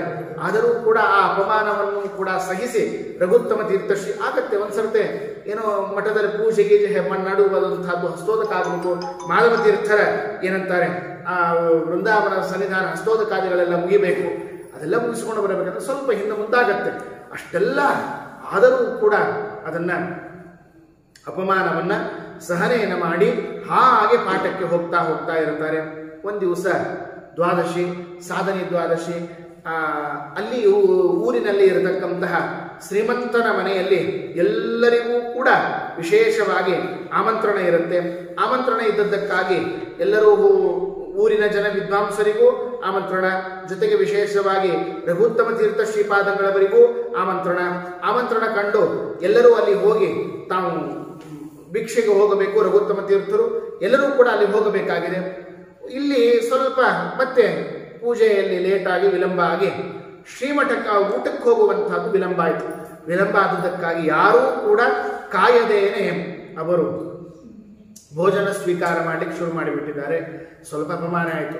ಹೇಗೆ ಮಾಡಿದ್ರು ಅಂತಂದ್ರೆ, ಅವರು ಬರ್ತಾರೆ ತಾನೆ, ಅವರಿಗೆ ಅಡಿಗೆ ಎತ್ತೆತ್ಬಿಡಿ, ನಮ್ಗೆ ಊಟ ಕೂಡಿಸಿ ಅಂತ ಹೇಳಿ ಆದ್ಯವರದಾಚಾರ್ಯರು ಮುಂದಾಳತ್ವದಲ್ಲಿ ರಘುತ್ತಮ ತೀರ್ಥ ಶ್ರೀಪಾದಂಗಳವರಿಗೆ ಅಡಿಗೆಯನ್ನೆತ್ತೆಡಿಸಿ ತಾವು ಊಟ ಕೂತ್ಕೊಂಡ್ಬಿಡ್ತಾರೆ. ಅದನ್ನು ನೋಡಿದ ರಘುತ್ತಮ ತೀರ್ಥ ಶ್ರೀಪಾದಂಗಳವರು ತುಂಬಾ ಬೇಜಾರುಕೊಂಡು ಆಗ ಅನ್ಕೋತಾರೆ, ಯಾಕೆ ಈ ಅಪಮಾನ ಅಂತಂದ್ರೆ, ಸ್ವಲ್ಪ ನಮಗೆ ಸುಧಾದಿ ಗ್ರಂಥಗಳು ಬರುವುದಿಲ್ಲ, ಪಾಠ ಈಗ ಓದ್ತಾ ಇದ್ದೇವೆ ಅಂತನ್ನುವ ಅನಾದರ ನಡೀತಾ ಇದೆಯಲ್ಲ ಅಂತ ತುಂಬಾ ನೊಂದುಕೊಂಡು ಅವತ್ತಿನ ದಿವಸ ಚಿಂತಾಕ್ರಾಂತರಾಗಿ ಗುರುಗಳನ್ನೇ ನೆನೆಸ್ತಾ ಸ್ಮರಣೆಯನ್ನು ಮಾಡ್ತಾ ಅಲ್ಲೇ ಕೂತುಕೊಳ್ತಾರೆ. ಅಲ್ಲೇ ಕೂತುಕೊಂಡಾಗ ಅಂದ್ರೆ ಮಠಕ್ಕೆ ಬಂದು ಕೂತ್ಕೋತಾರೆ. ಮಠಕ್ಕೆ ಬಂದು ಕೂತುಕೊಂಡಾಗ ಏನಾಗತ್ತೆ ಅಂತಂದ್ರೆ, ಎಲ್ಲರೂ ಗಾಬರಿಯಾಗಿ ನೀವು ಸ್ವೀಕಾರವನ್ನು ಮಾಡಬೇಕು, ಭಿಕ್ಷೆಯನ್ನು ಸ್ವೀಕಾರ ಮಾಡಬೇಕು ಅಂತ ಹೇಳಿ ಭಿಕ್ಷಾ ಸ್ವೀಕಾರವನ್ನು ಮಾಡೋದಿಲ್ಲ. ಜಲಪಾರಣೆಯನ್ನು ಮಾಡಿ ಹಾಗೆ ಕೂತುಕೊಂಡು ರಘುವರ ತೀರ್ಥರನ್ನು ನೆನಿತಾ ಇದ್ದಾಗ, ಹಾಗೆ ಹೇಗಾದರೂ ಕೂಡ ಈಗ ತಾನೇ 11 ವರ್ಷದ ಚಿಕ್ಕ ಬಾಲಕರಾಗಿರತಕ್ಕಂತಹ ಅವರಿಗೆ ಅಲ್ಲೇ ನಿದ್ರೆಗೆ ಜಾರಿ ಹೋಗ್ತಾರೆ. ನಿದ್ರೆಗೆ ಜಾರಿ ಹೋದಾಗ ರಘುವರ ತೀರ್ಥ ಶ್ರೀಪಾದಂಗಳವರು ಕನಸಿನಲ್ಲಿ ಬಂದು ಹೇಳುತ್ತಾರೆ, ನೀವು ಒಂದು ಚಿಂತೆಯನ್ನು ಮಾಡುವುದು ಬೇಡ, ನಾವು ಅನುಗ್ರಹವನ್ನು ಮಾಡ್ತೇವೆ, ಸಮಗ್ರವಾಗಿರತಕ್ಕಂತಹ ಸುಧಾದಿ ಗ್ರಂಥಗಳ ನಿಮಗೆಲ್ಲ ಅದು ನಿಮಗೆ ವಿದ್ಯಾಸ್ಫುರಣ ಆಗತ್ತೆ, ನಾಳಿನ ದಿವಸ ನೀವೇ ಪಾಠವನ್ನು ಹೇಳುವಂತೆ ಸಮರ್ಥರಾಗ್ತೀರಾ ಅಂತ ಹೇಳಿ ತಲೆ ಮೇಲೆ ಕೈಯಿಟ್ಟು, ವಿದ್ಯಾ ಸರಸ್ವತಿ ದೇವಿಯು ಕೈಯಿಟ್ಟು, ರಘುವರ ತೀರ್ಥರು ಕೂಡ ಕೈಯಿಟ್ಟು ಹೋದ ಮೇಲೆ ಮಾರನೇ ದಿವಸ ಎದ್ದು ಸುಧಾ ಪುಸ್ತಕವನ್ನು ತೆರೆದರೆ ಸಾಕು, ಎಲ್ಲವೂ ಕೂಡ ಮುಖೋದ್ಗತ ವಾಕ್ಯಗಳನ್ನು ಓದಿದರೆ ಸಾಕು, ಅರ್ಥ ಹೇಳುವಷ್ಟು ಅದ್ಭುತವಾಗಿರತಕ್ಕಂತಹ ಪಾಂಡಿತ್ಯ ರಘುತ್ತಮ ತೀರ್ಥರಿಗೆ ಬಂದೋಗಿರುತ್ತೆ. ರಘುತ್ತಮ ತೀರ್ಥರನ್ನ ಕಾಯ್ತಾ ಕಾಯ್ತಾ ಪಾಠ ಶುರು ಮಾಡ್ತಾರೆ. ಆದ್ಯ ವರದಾಚಾರ್ಯರು ನೋಡ್ತಾರೆ, 5 ನಿಮಿಷ ಆಯ್ತು, 10 ನಿಮಿಷ ಆಯ್ತು, 20 ನಿಮಿಷ ಆಯ್ತು, ಇನ್ನೂ ಬರಲೇ ಇಲ್ಲ, ಆಯ್ತು ಬಿಡು ಇವತ್ತೇನೋ ಇರಬಹುದು ಅಂತ ಬಿಡ್ತಾರೆ. 2 ದಿವಸ ಆಯ್ತು, 3 ದಿವಸ ಆದರೂ ಕೂಡ ಅವರಿಗೆ ರಘುತ್ತಮ ತೀರ್ಥರು ಪಾಠಕ್ಕೆ ಬರ್ತಾ ಇಲ್ಲ. ಯಾಕೆ ಬರ್ತಾ ಇಲ್ಲ ಅಂತನ್ನೋದನ್ನ ಗಮನಿಸಬೇಕು ಅಂತ ಮಠಕ್ಕೆ ಹೋಗಿ ನೋಡ್ತಾ ಇದ್ರೆ ಅಲ್ಲೇ ವಿಶೇಷವಾಗಿರತಕ್ಕಂತಹ ಅತ್ಯಂತ ಚಿಕ್ಕ ಬಾಲಕನ ಒಂದು ಧ್ವನಿಯಿಂದ ಸುಧಾ ಪಾಠಕ್ಕೆ ಹೇಳ್ತಾ ಇದ್ದಾರೆ. ಯಾರು ಹೇಳ್ತಾ ಇದ್ದಾರೆ ಅಂತ ಬಗ್ಗೆ ನೋಡಿದರೆ ಸ್ವಯಂ ರಘುತ್ತಮ ತೀರ್ಥ ಶ್ರೀಪಾದಂಗಳವರೇ ಸುಧಾ ಪಾಠವನ್ನು ಹೇಳ್ತಾ ಇದ್ದಾರೆ. ಕರ್ಮಧರ್ಮ ಸಂಯೋಗಕ್ಕೇನು ಅಂತಂದ್ರೆ, ಆದ್ಯ ವರದಾಚಾರ್ಯರಿಗೆ ಯಾವ ಒಂದು ವ್ಯಾಕರಣದ ವಿಷಯದಲ್ಲಿ ಒಂದು 3-4 ದಿನದ ಹಿಂದೆ ಗೊಂದಲ ಆಗಿರುವಂತಹ ವಿಷಯ ಆಗಿತ್ತೋ ಆ ಒಂದು ಪಾಠವನ್ನ ಬಿಟ್ಟು ಮುಂದಕ್ಕೆ ಪಾಠವನ್ನು ಹೇಳಿದ್ರು ವರದಾಚಾರ್ಯರು, ಆದ್ಯ ವರದಾಚಾರ್ಯರು. ಅದೇ ವ್ಯಾಕರಣದ ಕಠಿಣವಾದ ವಿಷಯವನ್ನ ರಘುತ್ತಮ ತೀರ್ಥರ ಮತ್ತು ಪಾಠ ಹೇಳ್ತಾ ಇರ್ತಾರೆ. ಪಾಠ ಹೇಳಿ ಅತ್ಯಂತ ಬಿಡಿಸಿ ಎಲ್ಲರಿಗೂ ತಿಳಿಯುವಂತೆ ಅರ್ಥ ಆಗುವಂತೆ ಬಿಡಿಸಿ ವ್ಯಾಖ್ಯಾನಮಾನ ಮಾಡ್ತಾರೆ. ಅದನ್ನ ಬಾಗಿಲ ಪಕ್ಕದಲ್ಲೇ ನಿಂತುಕೊಂಡು ಕೇಳಿದ ಆದ್ಯ ವರದಾಚಾರ್ಯರಿಗೆ ಎಲ್ಲಿಲ್ಲದ ಸಂತೋಷ, ಆನಂದ ಆಗಿ, ಸ್ವಾಮಿ ನನ್ನಿಂದ ದೊಡ್ಡ ಅಪರಾಧ ಆಗಿದೆ, ಅನುಗ್ರಹವನ್ನು ಮಾಡಬೇಕು, ನಾನು ಮಾಡಿದ್ದನ್ನ ಕ್ಷಮೆ ಮಾಡಬೇಕು ಅಂತ ತಿಳಿಸಿಕೊಡ್ತಾರೆ. ಆಗ ರಘುತ್ತಮ ತೀರ್ಥರು ಹೇಳ್ತಾರೆ, ವಿಶೇಷವಾಗಿರತಕ್ಕಂಥದ್ದು ಇದೆಲ್ಲ ಅಲ್ಲ, ನಮ್ಮ ಗುರುಗಳ ದಯೆ, ಅನುಗ್ರಹ, ಅನುಗ್ರಹ ಅದನ್ನೇ ರಘುತ್ತಮ ತೀರ್ಥ ಸ್ತೋತ್ರದಲ್ಲಿ ನಮ್ಗೆ ನೋಡ್ಲಿಕ್ಕೆ ಕೇಳಿಕ್ ಸಿಗತ್ತೆ. ಗುರು ಅನುಗ್ರಹ ರೂಪಾಂತಾಂ ಕಾಮಧೇನು ಉಪಾಸನೆ ಗುರು ಸ್ತೋತ್ರದಲ್ಲಿ ಕೇಳಿಕ್ ಸಿಗತ್ತೆ. ಗುರುಗಳ ಅನುಗ್ರಹ ಆಯಿತು ಅಂತಂದ್ರೆ ಸಾಕು, ಏನೆಲ್ಲ ಫಲಿಸುತ್ತೆ ಅಂತನ್ನೋದನ್ನ ಇದೇ ಸಾಕ್ಷಿ ಅಂತನ್ನೋದಕ್ಕೆ ಅದನ್ನ ನಿತ್ಯದಲ್ಲಿ ಅದೇ ತರಹದ ವೈಭವ, ಅದೇ ತರಹದ ಅದ್ಭುತವಾಗಿರತಕ್ಕಂತಹ ರಘುವರ ತೀರ್ಥ ಶ್ರೀಪಾದ. ಆಮೇಲೆ ರಘುತ್ತಮ ತೀರ್ಥ ಶ್ರೀಪಾದಗಳವರು ಏನ್ ಮಾಡ್ತಾರಂತಂದ್ರೆ, ಅವರು ಈ ಮತ್ತೊಬ್ಬರ ಮನೆಗೆ ಊಟಕ್ಕೆ ಹೋಗುವಂತಹದ್ದನ್ನ ಅದನ್ನು ಸಂಪೂರ್ಣವಾಗಿ ಸ್ಥಗಿತಗೊಳಿಸಿಬಿಡ್ತಾರೆ. ಇನ್ನು ಮುಂದೆ ಯಾವ ತರಹದ ಪ್ರಸಂಗನೂ ಹೀಗೆ ಮುಂದಿನ ಬರುವುದು ಬೇಡ, ಯತಿಗಳಿಗೆ ಅಪಮಾನ ಆಗುವಂತಹದ್ದು ಅವಕಾಶವೇ ಬೇಡ. ಅದಕ್ಕಾಗಿಯೇನೆ ಮಠದಲ್ಲೇನೆ ಅಡಿಗೆ ಆಗಬೇಕು, ಒಬ್ಬ ವಿದ್ವಾಂಸರೇ ಅಡಿಗೆಯನ್ನು ಮಾಡಬೇಕು, ಅದೇ ಅಡಿಗೆಯನ್ನು ರಾಮದೇವರಿಗೆ ನೈವೇದ್ಯ, ಅದನ್ನೇ ಮುಂದೆ ನಾವು ಊಟಕ್ಕೆ ಸ್ವೀಕಾರವನ್ನು ಮಾಡ್ತೇವೆ ಅಂತನ್ನೋದನ್ನ ಪ್ರಚಲಿತದಲ್ಲಿ ತಂದಿರುವಂತಹದ್ದು. ಅದಕ್ಕಾಗಿಯೇನೆ ಅದೇ ಮುಂದೆ ಚಿಕ್ಕ ನೈವೇದ್ಯ ಆಗಿ ಎಲ್ಲ ಕಡೆಗೆ ನಡೆದುಕೊಂಡು ಬಂದಿರತಕ್ಕಂಥದ್ದು. ರಘುತ್ತಮ ತೀರ್ಥರು ಬರುವಕ್ಕಿಂತಲೂ ಪೂರ್ವದಲ್ಲಿಯೇನೆ ಎಲ್ಲ ಕಡೆಗೆ ಮನೆಯಲ್ಲಿ ಸದ್ಗೃಹಿಣಿಯರು ಮಾಡಿರುವಂತಹ, ಆಗಿನ ಕಾಲದ ಸದ್ಗೃಹಿಣಿಯರೆಲ್ಲರೂ ಕೂಡ ವಿಶೇಷವಾಗಿ ಸದಾಚಾರ ಸಂಪನ್ನರು, ನಿತ್ಯದಲ್ಲಿ ಮಡಿಯಿಂದ ಊಟವನ್ನು ಮಾಡತಕ್ಕಂಥವರು. ಅಷ್ಟೇ ಅಲ್ಲದೇನೆ ಮೈಲಿಗೆಯಿಂದ ನೀರನ್ನು ಕೂಡ ಕುಡಿತಾ ಇರಲಿಲ್ಲ, ಚಾತುರ್ಮಾಸ್ಯಾದ ವ್ರತಗಳನ್ನು ಅನುಷ್ಠಾನವನ್ನು ಮಾಡ್ತಾ ಇರತಕ್ಕಂಥವರು. ಹೀಗಾಗಿ ಅವರು ಮಾಡಿದ ಅಡಿಗೆಯನ್ನ ಹಿಂದೆಲ್ಲ ಸ್ವೀಕಾರ ಮಾಡುವಂಥದ್ದು. ಮುಂದೆ ಏನಾಗುತ್ತೋ ಏನೋ ಗೊತ್ತಿಲ್ಲ ಅಂತಂತ ಹೇಳಿ ಅದನ್ನ ಸ್ಥಗಿತಗೊಳಿಸ್ತಾರೆ. ಮಠದಲ್ಲೇನೆ ಚಿಕ್ಕ ನೈವೇದ್ಯ ಅಂತ ಅನ್ನೋದನ್ನು ಶುರು ಮಾಡ್ತಾರೆ ಪದ್ಧತಿ. ಅದನ್ನು ರಘುತ್ತಮ ತೀರ್ಥ ಶ್ರೀಪಾದಂಗಳವರಿಂದಲೇ ಶುರುವಾಗಿರತಕ್ಕಂಥದ್ದು. ಅದಾದ ಮೇಲೆ ರಘುತ್ತಮ ತೀರ್ಥ ಶ್ರೀಪಾದಂಗಳವರ ಒಂದಲ್ಲ ಎರಡಲ್ಲ 12 ವರ್ಷಗಳ ಕಾಲದವರೆಗೆ ಶ್ರೀರಂಗ ಕ್ಷೇತ್ರದಲ್ಲಿ ವಾಸವಾಗಿರುತ್ತಾರೆ. ರಂಗಕ್ಷೇತ್ರಂ ತಥೋ ಗತ್ವಾ ಬಹೂನ್ ಅಬ್ದಾನುವಾಸ ಸಹ ಪುಣ್ಯೇನ ಸಚ್ಛಾಸ್ತ್ರಂ ವ್ಯಾಚಖ್ಯ ನಂದತೀರ್ಥಜಂ. ವಿಶೇಷವಾಗಿ ರಘುತ್ತಮ ತೀರ್ಥ ಶ್ರೀಪಾದಂಗಳವರು 12 ವರ್ಷ ಕಾಲದವರೆಗೆ ಅಲ್ಲಿ ಶ್ರೀರಂಗದಲ್ಲಿ ವಾಸವಾಗಿರುತ್ತಾರೆ. ಶ್ರೀರಂಗದಲ್ಲಿ ವಾಸವಾಗಿದ್ದು ಅವರೇ ಆ ಮಠವನ್ನು, ಇವತ್ತೇನು ಉತ್ತರಾದಿ ಮಠವನ್ನು ನೋಡ್ತೇವೆ, ಭಾವಬೋಧ ಪ್ರಾಣದೇವರು ಅಂತೇನು ನೋಡ್ತೇವೆ, ಅದು ರಘುತ್ತಮ ತೀರ್ಥರು ಮಾಡಿರುವಂತಹದ್ದು. ಅಲ್ಲಿ ಪ್ರಾಣದೇವರನ್ನ ಪ್ರತಿಷ್ಠಾಪನೆಯನ್ನು ಮಾಡಿ ಎಷ್ಟು ಅದ್ಭುತ ಅಂತಂದ್ರೆ, ಮಧ್ಯದಲ್ಲಿ ರಘುತ್ತಮ ತೀರ್ಥ ಶ್ರೀಪಾದಂಗಳವರು ಕೂತಿಕೊಂಡಿರಬೇಕು. ಮಧ್ಯದಲ್ಲಿ ಕೂತ್ಕೊಂಡ್ರೆ ಈಚೆ ತಿರುಗಿದರೆ ಆ ಪರವಾಸುದೇವನ ದರ್ಶನ, ಈಚೆ ತಿರುಗಿದರೆ ಮತ್ತೆ ಬಲಭಾಗಕ್ಕೆ ತಿರುಗಿದ ಮುಖ್ಯ ಪ್ರಾಣದೇವರು. ಹೀಗೆ ಸಮಗ್ರವಾಗಿರತಕ್ಕಂತಹ ಭಾವಬೋಧ 5 ವ್ಯಾಖ್ಯಾನ ಗ್ರಂಥಗಳನ್ನ ವಿಶೇಷವಾಗಿ ರಘುತ್ತಮ ತೀರ್ಥರು ಅಲ್ಲೇ ಪ್ರಾಣದೇವರ ಸನ್ನಿಧಾನದಲ್ಲೇ ಕೂತುಕೊಂಡು ಪ್ರತಿಯೊಂದು ಅಕ್ಷರಗಳನ್ನ ಪದಗಳನ್ನ ಗ್ರಂಥವನ್ನು ಬರಿಬೇಕು. ಅಲ್ಲಿ ಪ್ರಾಣದೇವರ ಅಂತರ್ಯಾಮಿಯಾಗಿರತಕ್ಕಂತಹ ಪರವಾಸುದೇವನಿಗೆ ಸಮರ್ಪಣೆಯನ್ನು ಮಾಡಬೇಕು. ಅವರು ಹೀಗೆ 5 ವಿಶೇಷವಾಗಿರತಕ್ಕಂತಹ ಗ್ರಂಥವನ್ನ ಬರೆದಿರುವಂತಹದ್ದು. 12 ವರ್ಷ ಸತತವಾಗಿ ಆ ಶ್ರೀರಂಗ ಕ್ಷೇತ್ರದಲ್ಲೇನೆ ವಾಸವಾಗಿ ಇರತಕ್ಕಂಥವರು. ಅವರಲ್ಲೇನೆ ಆಗಲೇನೆ ರಘು ಪ್ರಮತಿ ತೀರ್ಥರು ಅಂತ ಆಗಲೇನೆ ಅವರಿಗೆ ಒಬ್ಬರಿಗೆ ಮಹಾವಿದ್ವತ್ತು ಅದ್ಭುತವಾಗಿರತಕ್ಕಂತಹ ಮೇಧಾವಿ ಶಕ್ತಿ ವ್ಯಕ್ತಿಯನ್ನು ಅವರ ಶಿಷ್ಯರಲ್ಲೇ ಕಂಡು ಅವರಿಗೆ ಸನ್ಯಾಸ ದೀಕ್ಷೆಯನ್ನು ಕೂಡ ಕೊಟ್ಟು ರಘು ಪ್ರಮತಿ ತೀರ್ಥರು ಅಂತೂ ಕೂಡ ನಾಮಕರಣವನ್ನು ಮಾಡಿಬಿಡ್ತಾರೆ ರಘುತ್ತಮ ತೀರ್ಥರು ಅವರೇ ಈ ರಘುತ್ತಮ ತೀರ್ಥರ ಕೆಲವು ಚರಿತ್ರೆಯನ್ನ ಶ್ಲೋಕ ರೂಪದಲ್ಲಿ ನಮಗೆ ಸಿಕ್ಕದ್ದು ರಘು ಪ್ರಮತಿ ತೀರ್ಥರು ಬರೆದಿರುವಂತಹದ್ದೇ. ಅವರು ರಘುಪ್ರಮತಿ ತೀರ್ಥರು ಅಣುಸಂಸ್ಥಾನವನ್ನು ಕೊಟ್ಟು, ಅಣುಸಂಸ್ಥಾನ ಪೂರ ಅಲ್ಲ, ಕೆಲವು ಪ್ರತಿಮೆಗಳನ್ನು ಕೊಟ್ಟು ದೇಶ ದಿಗ್ವಿಜಯವನ್ನು ಮಾಡಿಕೊಂಡು ನೀವು ಭೂಸಂಚಾರವನ್ನು ಮಾಡಿಕೊಂಡು ಎಲ್ಲರಿಗೂ ಕೂಡ ವಿಶೇಷವಾಗಿ ಅನುಗ್ರಹವನ್ನು ಮಾಡಿಕೊಂಡು ಬರಬೇಕು ಅಂತ ಗೊತ್ತಾಗತ್ತೆ. ಆ ಸಂದರ್ಭದಲ್ಲಿ ದೇಶ ದಿಗ್ವಿಜಯ ಮಾಡಲಿಕ್ಕೆ ರಘುಪ್ರಮತಿ ತೀರ್ಥರು ಹೋಗ್ತಾ ಇರುವಂತಹ ಪ್ರಸಂಗ. ಅನೇಕ ಕಡೆಗೆ ಇವರಿಗೆ ಹೆಚ್ಚು ಆದರ ಗೌರವ ಇರುವುದಿಲ್ಲ. ಯಾಕಂದ್ರೆ ಇವರ ಹತ್ರ ಅಣುಸಂಸ್ಥಾನ ಇಲ್ಲ, ಬೇರೆ ಪ್ರತಿಮೆ ಕೊಟ್ಟು ಕಳಿಸಿರ್ತಾರೆ. ಈ ಒಂದು ವಿಷಯ ರಘುತ್ತಮ ತೀರ್ಥರಿಗೆ ಗೊತ್ತಾಗಿ ಮತ್ತೆ ಅವರನ್ನ ಹೇಳಿ ಕಳಿಸಿ ಮತ್ತೆ ಅವರನ್ನು ಶ್ರೀರಂಗ ಕ್ಷೇತ್ರ ಕರೆಸಿಕೊಂಡು ಅವರಿಗೆ ಅಣುಸಂಸ್ಥಾನವನ್ನೇ ಕೊಡ್ತಾರೆ. ಅಣುಸಂಸ್ಥಾನವನ್ನು ಕೊಟ್ಟು ಅವರ ಜೊತೆಗೆ ಶಿಷ್ಯರನ್ನು ಕಳಿಸ್ತಾರೆ.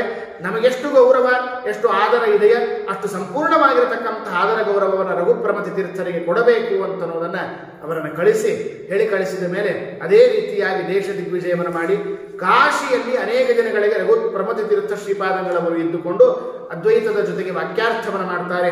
ಅದನ್ನು ಕೂಡ ನಾವು ಇತಿಹಾಸದಲ್ಲಿ ಕೇಳಿಕ್ಕೆ ಸಿಗುತ್ತದೆ. ಕರ್ಮಧರ್ಮ ಸಂಯೋಗಕ್ಕೇನಾಗತ್ತೆ ಅಂದರೆ ಅವರಿಗೆ ಕಾಲವಶಾತ್ ಅವರು ರಘುತ್ತಮ ತೀರ್ಥ ಶ್ರೀಪಾದಂಗಳವರು ಇರುವಾಗಲೇನೆ ಅವರ ಎದುರುಗಡೆನೆ ದೇಹಾಲಸ್ಯ ಆಗಿ ಅನಾರೋಗ್ಯದಿಂದಾಗಿ ವೃಂದಾವನ ಪ್ರವೇಶ ಮಾಡುವಂತಹ ಪ್ರಸಂಗ ರಘುಪ್ರಮತಿ ತೀರ್ಥರಿಗೆ ಬಂದ್ಬಿಡುತ್ತೆ. ಹೀಗಾಗಿ ಅದು ದೈವಚಿತ್ತ. ಹೀಗಾಗಿ ರಘುತ್ತಮ ತೀರ್ಥರು ಕಣ್ಣೆದುರಿಗೇನೆ ರಘುಪ್ರಮತಿ ತೀರ್ಥರು ಕೂಡ ವೃಂದಾವನ ಪ್ರವೇಶವನ್ನು ಮಾಡ್ತಾರೆ. ಏನು ಮಾಡಬೇಕು ಅಂತ ವಿಚಾರವನ್ನು ಮಾಡಿರುವಂತಹ ಪ್ರಸಂಗ.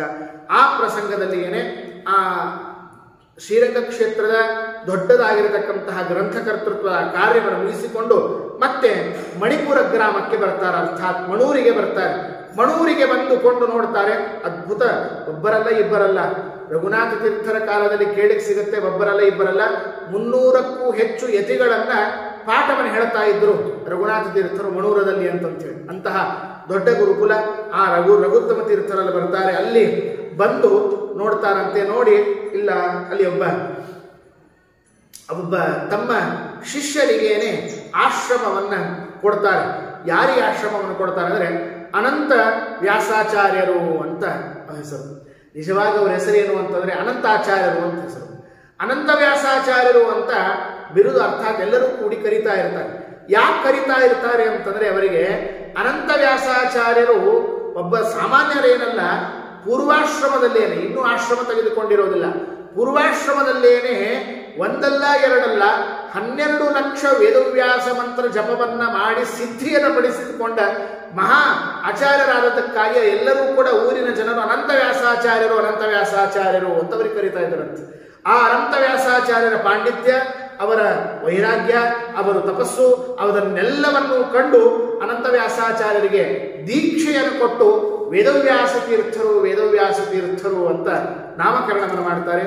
ಅದೇ ಸಂದರ್ಭದಲ್ಲಿ ಅದೇ ಮಣೂರಿನಲ್ಲಿ ವಾಸವಾಗಿ ಇರತಕ್ಕಂತಹ ಮತ್ತೊಬ್ಬ ಆಚಾರ್ಯರಿಗೂ ಕೂಡ ವಿಶೇಷವಾಗಿ ಅವರು ಮಹಾವಿದ್ವತ್ತು, ಮಹಾಪಾಂಡಿತ್ಯ, ಅದ್ಭುತವಾದ ವೈರಾಗ್ಯ.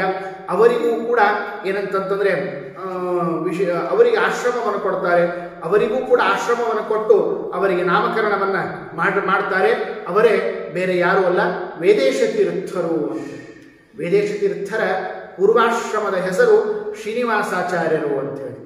ಶ್ರೀನಿವಾಸಾಚಾರ್ಯರು ಅಥವಾ ಊರಿನ ಜನರೆಲ್ಲರೂ ಕೂಡ ಸೇರಿಕೊಂಡು ಅವರಿಗೆ ಕರಿತಾ ಇರ್ತಾರೆ. ಭಾಗಪ್ಪ ಅಂತ ಅವರನ್ನು ಕರಿತಾ ಇರ್ತಾರೆ. ಯಾಕೆ ಅಂತಂದ್ರೆ ಅವರು ಅದ್ಭುತವಾಗಿರತಕ್ಕಂತಹ ವಿಶೇಷವಾಗಿರತಕ್ಕಂತಹ ಎಲ್ಲ ಜಪಗಳನ್ನು, ಮಂತ್ರಗಳ ಜಪವನ್ನ ಮಾಡಿರತಕ್ಕಂತಹ ಒಂದು ಸಿದ್ಧಿಯನ್ನ ಪಡೆದುಕೊಂಡಿರತಕ್ಕಂತಹ ವ್ಯಕ್ತಿಗಳಾಗಿದ್ದರು.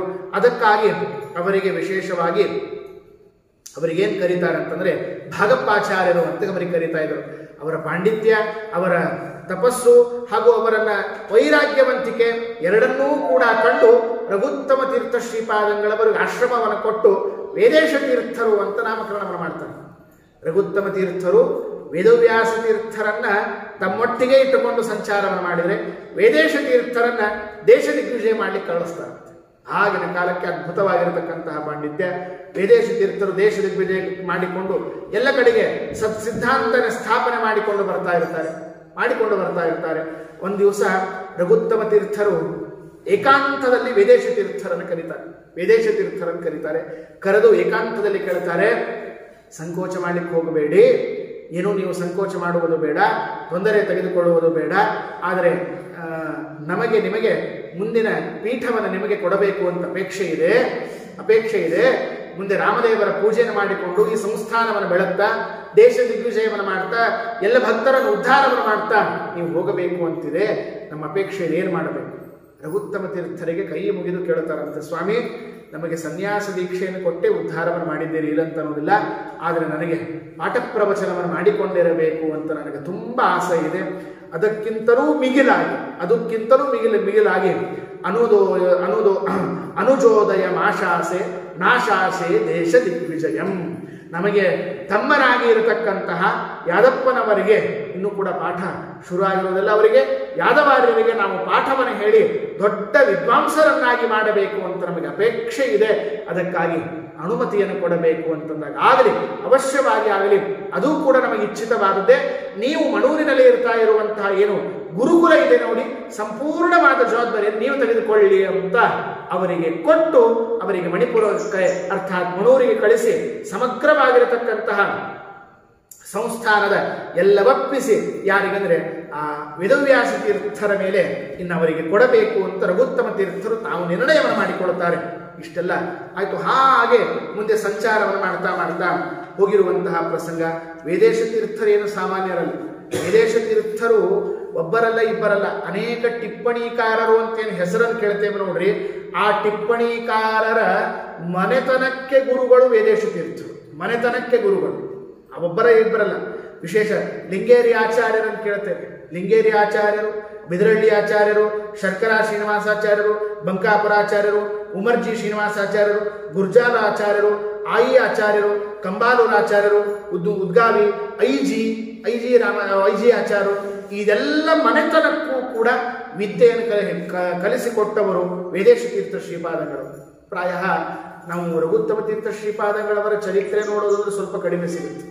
ಆದರೆ ರಘುತ್ತಮರ ಸ್ತೋತ್ರದಲ್ಲಿ ಹೇಳ್ತಾರೆ, ಯಕ್ಷಿಷ್ಯ ಶಿಷ್ಯಾದ್ಯಾಹ ಟಿಪ್ಪಣ್ಯಾಚಾರ್ಯ ಸಂಹಿತ. ರಘುತ್ತಮರ ಅವರ ಮುಂದಿನ ಪೀಳಿಗೆ ಎಂತಹ ದೊಡ್ಡ ಟಿಪ್ಪಣಿಕಾರರ ಒಂದು ಪೀಳಿಗೆ ಅಂತ ಅನ್ನೋದನ್ನು ನೋಡಬೇಕಂದ್ರೆ ಅದೇ ರಘುತ್ತಮರ ಚರಿತ್ರೆ ಅಂತ ನೋಡಿ. ಹೀಗೆ ನಾನು 8-11 ಜನರ ಹೆಸರನ್ನು ಹೇಳಿದೆ ನೋಡ್ರಿ. ಇವರು ಯಾರೂ ಸಾಮಾನ್ಯರಲ್ಲ, ಎಲ್ಲರೂ ಟಿಪ್ಪಣಿಕಾರರು, ಎಲ್ಲರೂ ವೇದೇಶ ತೀರ್ಥರ ಶಿಷ್ಯರು, ಒಂದರ್ಥದಲ್ಲಿ ರಘುತ್ತಮರ ಪ್ರಶಿಷ್ಯರು ಅಂತ ಹೇಳಿದ್ರೆ ತಪ್ಪಿಲ್ಲ. ಇಂತಹ ಪಾಂಡಿತ್ಯವನ್ನ ವೇದೇಶ ತೀರ್ಥರು ಧಾರೆ ಎರೆದು ಕೊಟ್ಟಿರತಕ್ಕಂಥದ್ದು ವಿಶೇಷವಾಗಿ ನಮ್ಮ ರಘುತ್ತಮ ತೀರ್ಥ ಶ್ರೀಪಾದಂಗಳವರು. ಇನ್ನೊಂದು ಅದ್ಭುತವಾಗಿರತಕ್ಕಂಥದ್ದನ್ನ ಹೇಳಬೇಕಂತಂದ್ರೆ ತರಂಗಿಣಿ ರಾಮಾಚಾರ್ಯ ಅವರು ಕೂಡ ರಘುತ್ತಮ ತೀರ್ಥ ಶ್ರೀಪಾದಂಗಳವರ ಶಿಷ್ಯರೇ ಆಗಿರತಕ್ಕಂತಹ ಮಹಾನುಭಾವರು. ರೊಟ್ಟಿ ವೆಂಕಣ್ಣ ಭಟ್ಟರು ಅಂತನ್ನುವಂಥವರು ಅವರು ಕೂಡ ವಿಶೇಷವಾಗಿ ರಘುತ್ತಮರ ಶಿಷ್ಯರು. ಪಾಂಡ್ರಂಗಿ ಆನಂದ ಭಟ್ಟಾರಕರು ವೇದೇಶ ತೀರ್ಥರ ಶಿಷ್ಯರು, ವಿದ್ಯಾಧೀಶರ ತಂದೆಯವರು, ವಿದ್ಯಾಧೀಶ ತೀರ್ಥ ಶ್ರೀಪಾದಂಗಳವರ ತಂದೆಯವರು. ಅವರು ಕೂಡ ರಘುತ್ತಮ ತೀರ್ಥರ ಶಿಷ್ಯರು, ಆನಂದ ಆಚಾರ್ಯರು ಅಂತ ಕರೀತಾರೆ. ಆದರೆ ಹಳೆಯ ಪದ್ಧತಿ, ಮಧ್ಯಗೇಹ ಭಟ್ಟರು ಅಂತ ಕರಿತೇವೆ. ಭಟ್ಟರು ಅಂತ ಕರೆಯುವುದಂತಹದ್ದಲ್ಲ, ಆಗಿನ ಕಾಲದ ಬಿರುದು. ಯಾರಿಗೆ ಭಟ್ಟರು ಅಂತ ಕರೀತಿದ್ದು ಅಂದ್ರೆ ಸುಮಧ್ವ ವಿಜಯನ ನಮಗೆ ತಿಳಿಸಿಕೊಡುತ್ತೆ. ವಿಜ್ಞಾತ ಭಾರತ ಪುರಾಣ ಮಹಾರಹಸ್ಯಂ, ಎಲ್ಲ ವೇದ ವಿದ್ಯೆಗಳನ್ನ, ಮಹಾಭಾರತವನ್ನ, ಇತಿಹಾಸವನ್ನ ಕರತನಾಮಲ ಮಾಡಿಕೊಂಡಿರ್ತಕ್ಕಂತಹ, ತಲೆಯಲ್ಲಿ ಇಟ್ಟುಕೊಂಡಿರ್ತಕ್ಕಂತಹ ವ್ಯಕ್ತಿಯನ್ನ ಭಟ್ಟ ಅಂತ ಕರಿಬೇಕಂತೆ. ಆ ಅರ್ಥದಲ್ಲಿ ನೋಡ್ಲಿಕ್ಕೆ ಹೊರಟಾಗ ಆನಂದ ಭಟ್ಟಾರಕರು ಅಂತ ಹೇಳಿ ವಿದ್ಯಾಧೀಶ ವಿಜಯ ಅಂತ ಒಂದು ಅದ್ಭುತವಾಗಿರತಕ್ಕಂತಹ ಗ್ರಂಥ. ಆ ಗ್ರಂಥದಲ್ಲಿ ಆನಂದ ಭಟ್ಟಾರಕರ ಚರಿತ್ರೆಯನ್ನು ಹೇಳ್ತಾರೆ. ಇದೇ ಆನಂದ ಭಟ್ಟಾರಕರ ಚರಿತ್ರೆಯನ್ನು ಹೇಳ್ತಾರೆ. ಏನು ಅದ್ಭುತವಾಗಿರತಕ್ಕಂತಹ ಪಾಂಡಿತ್ಯ! ಯಾವ ಶಾಸ್ತ್ರದ ತಳಸ್ಪರ್ಶಿಯಾದ ಇವರಿಗೆ ಗೊತ್ತಿಲ್ಲ ಅಂತಿಲ್ಲ. ಎಲ್ಲಾ ಶಾಸ್ತ್ರದ ತಳಸ್ಪರ್ಶಿಯಾದ ಪಾಂಡಿತ್ಯ, ಎಲ್ಲ ಮತದ ವಿಶೇಷವಾಗಿರತಕ್ಕಂತಹ ಪಾಂಡಿತ್ಯ ಆನಂದ ಭಟ್ಟಾರಕರಲ್ಲಿತ್ತು. ಆನಂದ ಭಟ್ಟಾರಕರಲ್ಲಿತ್ತು. ಇದು ಎಲ್ಲಿಂದ ಬಂದದ್ದು ಅಂತಂದ್ರೆ ಬೇರೆ ಯಾರೂ ಅಲ್ಲ, ರಘುತ್ತಮ ತೀರ್ಥ ಶ್ರೀಪಾದಂಗಳವರ ಅದ್ಭುತವಾಗಿರತಕ್ಕಂತಹ ಅನುಗ್ರಹ ಅಂತನ್ನೋದು ಬಂದಿರುವಂತಹದ್ದು. ಇದನ್ನು ಅಷ್ಟೇ ಅಲ್ಲ, ಇನ್ನೊಂದು ವಿಶೇಷ, ನಾವೇನು ವಿಶೇಷವಾಗಿ ಇನ್ನೊಬ್ಬ ಮಹಾ ಜ್ಞಾನಿಗಳನ್ನು ನಾವು ಕಾಣ್ತೇವೆ, ಜ್ಞಾನಿಗಳನ್ನು ನೋಡ್ತೇವೆ, ಕೃಷ್ಣ ದ್ವೈಪಾಯನರು ಅಂತ. ಕೃಷ್ಣ ದ್ವೈಪಾಯನ ತೀರ್ಥ ಶ್ರೀಪಾದಂಗಳವರು ಕೂಡ ಅವರು ವೇದವ್ಯಾಸ ತೀರ್ಥ ಶ್ರೀಪಾದಂಗಳವರೇ ಅವರಿಗೆ ಯತಿದೀಕ್ಷೆಯನ್ನು ಕೊಟ್ಟದ್ದು. ಆದರೆ ಒಂದು ಆಶ್ಚರ್ಯ ಏನಂತಂದ್ರೆ, ಅವರಿಗೆ ಗುರುಮಂತ್ರದ ಉಪದೇಶವನ್ನು ಮಾಡಿದ್ದು ಇಬ್ಬರು ಸೇರಿ ಮಾಡಿದ್ರು. ಒಂದು ರಘುತ್ತಮ ತೀರ್ಥರು, ಒಂದು ಕಡೆಗೆ ವೇದವ್ಯಾಸ ತೀರ್ಥರು. ಬಲಗಿರಿಯಲ್ಲಿ ರಘುತ್ತಮ ತೀರ್ಥರು, ಇನ್ನೊಂದು ಕಡೆಗೆ ಪಕ್ಕದಲ್ಲಿ ಕೂತುಕೊಂಡು ವೇದವ್ಯಾಸ ತೀರ್ಥರು ಏಕಕಾಲದಲ್ಲಿ ಆ ಮಹಾನುಭಾವರಾಗಿರತಕ್ಕಂತಹ ಕೃಷ್ಣ ದ್ವೈಪಾಯನ ತೀರ್ಥ ಶ್ರೀಪಾದಂಗಳವರಿಗೆ ಕೊಡ್ತಾರೆ. ಅದಕ್ಕೇನೆ ಕೋಟಿ ವ್ಯಾಸ ಮಂತ್ರವನ್ನು ಜಪವನ್ನು ಮಾಡಿ ವೇದವ್ಯಾಸ ದೇವರನ್ನು ಒಲಿಸಿಕೊಂಡ ಮಹಾನುಭಾವರು ಕೃಷ್ಣ ದ್ವೈಪಾಯನರು. ಅವರದ್ದು ಅಷ್ಟನ್ನೇ ಮಹಿಮೆಯನ್ನು ಕೇಳ್ತೇವೆ, ಇಲ್ಲಂತ ಅನ್ನೋದಿಲ್ಲ. ಆದರೆ ವಿಶೇಷವಾಗಿ ಅವರು ಕೂಡ ಅನೇಕ ಗ್ರಂಥಗಳನ್ನು ಅವರು ಬರೆದುಕೊಟ್ಟಿರ್ತಾರೆ. ಇಷ್ಟೆಲ್ಲ ಇದೆಲ್ಲ ಒಂದು ಕಡೆಗೆ. ಆದರೆ ರಘುತ್ತಮ ತೀರ್ಥ ಶ್ರೀಪಾದಂಗಳವರ ಪೂಜಾ ವೈಭವವೇ ಭಾರಿ ವೈಭವ. ಪೂಜಾ ವೈಭವ, ಅತ್ಯಂತ ಪೂಜಾ ವೈಭವ. ನಾವು ರಘುತ್ತಮ ತೀರ್ಥ ಶ್ರೀಪಾದಂಗಳವರ ಪೂಜೆ ಹೇಗಿತ್ತು ಅಂತಂದರೆ, ನೈವೇದ್ಯ ಆಗಿ ಎಲ್ಲ ಮಂಗಳಾರತಿ ಮುಗಿದು ಚಾಮರ ಸೇವೆ ಆಗುತ್ತೆ ನೋಡಿ. ಚಾಮರ ಸೇವೆ ಮುಗಿದ ಮೇಲೆ 5 ನಿಮಿಷ ದೇವರು ತೆಗೆಯೋದು ಅಷ್ಟೇ. ಕರ್ಟನ್ ಹಾಕಿಬಿಡೋರು, ಕರ್ಟನ್ ತೆಗೆಯೋದೇ ಇಲ್ಲ. ಅದನ್ನು 5 ನಿಮಿಷ ತೆಗೆಯೋದು. ಎಲ್ಲ ಭಗವದ್ಭಕ್ತರು ರಾಮದೇವರ ದರ್ಶನ ಮಾಡ್ಕೋಬೇಕು, ಮತ್ತೆ ಅದನ್ನು ಮುಚ್ಚಿಬಿಡೋರು. ಆಮೇಲೆ ಮುಚ್ಚಿದ ಮೇಲೆ ನಾವು ಭುಜಂಗಿಸುತ್ತೆ ದೇವರು. ಇದೇ ಕ್ರಮ. ರಘುತ್ತಮ ತೀರ್ಥ ಶ್ರೀಪಾದಂಗಳವರು ಪೂಜಾ ವೈಭವವೇ ಹಾಗೆ. ಅದನ್ನ ಒಂದು ದಿವಸ ರಘುತ್ತಮ ತೀರ್ಥ ಶ್ರೀಪಾದಂಗಳವರ ಪೂರ್ವಾಶ್ರಮದ ತಾಯಿಯವರು ಅಪೇಕ್ಷೆ ಪಡ್ತಾರೆ, ಪೂರ್ಣ ಪೂಜೆ ನೋಡಬೇಕು ಅಪೇಕ್ಷೆ ಪಡ್ತಾರೆ. ಒಂದೆರಡೋ ಎಷ್ಟೋ ದಿವಸ ಅಂತ ಹೇಳ್ತಾ ಇರ್ತಾರೆ ಸುತ್ತಮುತ್ತಲಿದ್ದವರಿಗೆ. ರಘುತ್ತಮ ತೀರ್ಥರಿಗೂ ಕಿವಿಗೆ ಬೀಳುತ್ತೆ. ತಾಯಿಯನ್ನು ಕರೆದು ಹೇಳ್ತಾರೆ, ಬೇಡಮ್ಮ, ಬೇಡ ಬೇಡ ಬೇಡ ಅಂತ ಹೇಳ್ತಾರೆ. ಇಲ್ಲ, ನಾನು ನೋಡಲೇಬೇಕು ಅಂತ ಒತ್ತಾಯ ಮಾಡ್ತಾರೆ. ಆಗಲಿ, ಈ ಒಂದು ದಿವಸ ಇವರನ್ನ ಹೀಗೆ ಒಳಗಡೆ ಕರೆದು ಕೂಡಿಸ್ರಿ ಅಂತ ಕರ್ಟನಿನ ಏನು ದ್ವಾರವನ್ನು ಹಾಕಿರ್ತಾರೆ, ಒಳಗಡೆ ಕರೆದು ಕೂಡಿಸಿದ್ರೆ ಯಾಕೆ ರಘುತ್ತಮ ತೀರ್ಥ ಶ್ರೀಪಾದಂಗಳವರು ತಾವು ಪೂಜೆಯನ್ನು ಮಾಡ್ತಾ ಇರಬೇಕಾದಾಗ ದ್ವಾರವನ್ನು ಮುಚ್ಚುತ್ತಾ ಇದ್ರು, ಯಾರಿಗೂ ದರ್ಶನವನ್ನು ಕೊಡಿಸ್ತಾ ಇರಲಿಲ್ಲ ಅಂತಂದ್ರೆ ಆವರಣ ಪೂಜೆಯನ್ನು ಮಾಡೋರಂತ. ಆವರಣ ಪೂಜೆಯನ್ನು ಮಾಡ್ತಾ ಇರಬೇಕಾದಾಗ ಪೂರ್ವದ್ವಾರೆ ಜಯಾಯ ನಮಃ ವಿಜಯಾಯ ನಮಃ ಅಂತಂದ್ರೆ ಜಯ ವಿಜಯರು ಬಂದು ನಿಲ್ಲಬೇಕಲ್ಲಿ, ಬಂದು ನಿಲ್ಲಬೇಕು ಮೂರ್ತಿಮಂತರಾಗಿ. ಹಾಗೆ ದಕ್ಷಿಣ ದಿಕ್ಕಿಗೆ ಅಭಿಮಾನಿ ದೇವತೆಯಾಗಿರತಕ್ಕಂತಹ ಯಮಾಯ ನಮಃ ಯಮಧರ್ಮಾಯ ನಮಃ ಅಂತ ಆವಾಹನೆ ಮಾಡಿದರೆ ಕೋಣನ ಮೇಲೆ ಯಮಧರ್ಮರಾಜರು ಬರಬೇಕು, ಕೋಣನ ಮೇಲೆ ಯಮಧರ್ಮರಾಜರು ಬರಬೇಕು. ಹೀಗೆ ದಿಕ್ಕು ಆವರಣ ದೇವತೆಗಳನ್ನು ಆವಾಹನೆ ಮಾಡ್ತಾ ಇರಬೇಕಾದ್ರೆ ಸಮೂರ್ತಿಮಂತರಾಗಿ ಬಂದು ನಿಂತು ರಾಮದೇವರ ಸೇವೆಯನ್ನು ಮಾಡ್ತಾ ಇದ್ರು. ಆ ಮೂರ್ತಿಮಂತರಾದ ದೇವತೆಗಳೆಲ್ಲರೂ ಕೂಡ ರಘುತ್ತಮ ತೀರ್ಥರಿಗೆ ದರ್ಶನ ಆಗ್ತಾ ಇತ್ತು. ಹೀಗಾಗಿ ತಾಯಿ ಬೇಡ ಬೇಡ ಅಂತೂ ಬಂದು ಕೂತ್ಕೊಂಡ್ರು. ಆವರಣ ಪೂಜೆ ಮಾಡ್ತಾ ಇರಬೇಕಾದಾಗ ಯಾವಾಗ ದಕ್ಷಿಣ ದಿಕ್ಕಿನ ಅಭಿಮಾನ ದೇವತೆಯಾಗಿರತಕ್ಕಂತಹ ಯಮಧರ್ಮರಾಜನ ಆವಾಹನೆ ಮಾಡ್ತಾರೋ ಕ್ರೂರ ರೂಪಿಯಾಗಿ ಬಂದು ನಿಂತಂತ. ಕ್ರೂರ ರೂಪ ಅವರು ಮೊದಲಿಗೆ ಯಮಧರ್ಮರಾಜರಂತಂದ್ರೆ ಅವರ ವಿಚಿತ್ರವಾಗಿರತಕ್ಕಂತಹ ವಿಕೃತ ರೂಪ. ಆ ವಿಕೃತ ರೂಪವನ್ನು ನೋಡಿ ಚಿತ್ತಾಕ್ರಾಂತರಾಗಿ ಅವಳು ತುಂಬಾ ಭಯಗ್ರಸ್ತರಾಗಿ ಹೋಗ್ಬಿಡ್ತಾರ. ಭಯಗ್ರಸ್ತರಾಗಿ ಹೋಗಿರುವಂತಹ ಸಂದರ್ಭ, ಆ ಸಂದರ್ಭದಲ್ಲಿ ತಾಯಿಯ ಆ ಏನೊಂದು ಇದೇನು ಭಯಭೀತೆಯನ್ನ ಕಂಡು ಸ್ವಯಂ ರಘುತ್ತಮ ತೀರ್ಥರು ತಿರುಗಿ ಅವರು ಏನ್ ಮಾಡ್ತಾರೆ ಅಂದ್ರೆ ಪ್ರಾರ್ಥನೆ ಮಾಡ್ತಾರೆ, ಯಮಧರ್ಮರಾಜರೇ ನಿಮ್ಮ ಶಾಂತ ಸ್ವರೂಪವನ್ನು ತೋರಿಸಬೇಕು ಅಂತ ಪ್ರಾರ್ಥನೆ ಮಾಡಿದಾಗ ಆಗ ಯಮಧರ್ಮರಾಜರು ಶಾಂತ ರೂಪವನ್ನು ತೋರಿಸ್ತಾರೆ ಅಂತ ಅನ್ನೋದನ್ನ ಇತಿಹಾಸದಲ್ಲಿ ನಾವು ಕೇಳ್ತೇವೆ. ಅಂದರೆ ನಾವು ಕೇವಲ ಆಭರಣ ಪೂಜೆಯನ್ನು ಮಾಡಿದರೆ ದೇವತೆಗಳು ಬಂದು ನಿಲ್ತಾರೆ ಅಂತ ಅನುಸಂಧಾನ ಮಾಡ್ತೇವೆ. ಆದರೆ ರಾಮದೇವರ ಪೂಜೆ, ಅದರ ಎಲ್ಲಕ್ಕಿಂತಲೂ ವಿಶೇಷವಾಗಿ ರಘುತ್ತಮ ತೀರ್ಥ ಶ್ರೀಪಾದಂಗಳವರ ತಪಸ್ಸು, ಜೊತೆಗೆ ವಿಶೇಷವಾಗಿ ರಘುನಾಥ ತೀರ್ಥರು ರಘುವರ್ಯರ ಪರಿಪೂರ್ಣ ಪೂರ್ಣವಾಗಿರತಕ್ಕಂತಹ ಅನುಗ್ರಹ ಎಷ್ಟರ ಮಟ್ಟಿಗೆ ಇರಬೇಕು. ಮೂರ್ತಿಮತ್ತರಾಗಿ ಅಂದಿನಿಂದ ಅಂದ್ರು ನಿಮ್ಮ ಏನೊಂದು ಪೂಜಾ ವೈಭವ ಏನಿದೆ ನೋಡಿ, ಏನ್ ಪದ್ಧತಿ ಇದೆ ನೋಡಿ, ಅದನ್ನೇ ಮುಂದುವರೆಸಿ, ನಾವೇನು ಆ ದರ್ಶನವನ್ನು ಮಾಡಿಕೊಳ್ಳಿಕ್ಕೆ ಬರೋದಿಲ್ಲ ಅಂತ ಹೇಳ್ತಾರೆ. ಅಂದ್ರೆ ಈ ರೀತಿಯಾಗಿ ಆ ಯಮಧರ್ಮರಾಜನನ್ನ ತಾಯಿಗೆ ದರ್ಶನ ಮಾಡಿಸಿದ ಮಹಾನುಭಾವರು ರಘುತ್ತಮ ತೀರ್ಥ ಶ್ರೀಪಾದಗಳವರು ಅಂತ ಅನ್ನೋದನ್ನ ನಾವು ತಿಳಿದುಕೊಳ್ಳಬೇಕಾಗಿರುವಂತಹದ್ದು. ಅಷ್ಟೇ ಅಲ್ಲದೇನೆ ಇನ್ನೊಂದು ಇವರ ಪೂಜಾ ವೈಭವ ಹೇಗೆಂದ್ರೆ, ವೇದವ್ಯಾಸ ತೀರ್ಥರು ಅರ್ಥಾತ್ ವೇದವ್ಯಾಸ ತೀರ್ಥರು ಮಹಾಪಾಂಡಿತ್ಯ. ಅವರು ಆಚೆ ಈಚೆ ದೇಶ ದಿಗ್ವಿಜಯಕ್ಕೆ ಹೋದಾಗ ಏಕಾಂತದಲ್ಲಿ ಇದ್ದುಕೊಂಡು ವಿಶೇಷವಾಗಿ ವೇದೇಶ ತೀರ್ಥರ ಸೇವೆ ಮಾಡೋರು. ಇನ್ನು ವಿದ್ಯಾಪೀಠಕ್ಕೆ ಹೋಗೋಕ್ಕಿಂತಲೂ ಪೂರ್ವದಲ್ಲಿ, ಮಣೂರಿಗೆ ಹೋಗೋಕ್ಕಿಂತಲೂ ಪೂರ್ವದಲ್ಲಿ ಆಗಿನ ಪೂಜಾ ಕ್ರಮ ಹೇಗಿತ್ತು ಅಂದ್ರೆ, ಅವ್ರದ್ದು ಪೂಜಾ ಕ್ರಮ ಇದು ಒಂದು.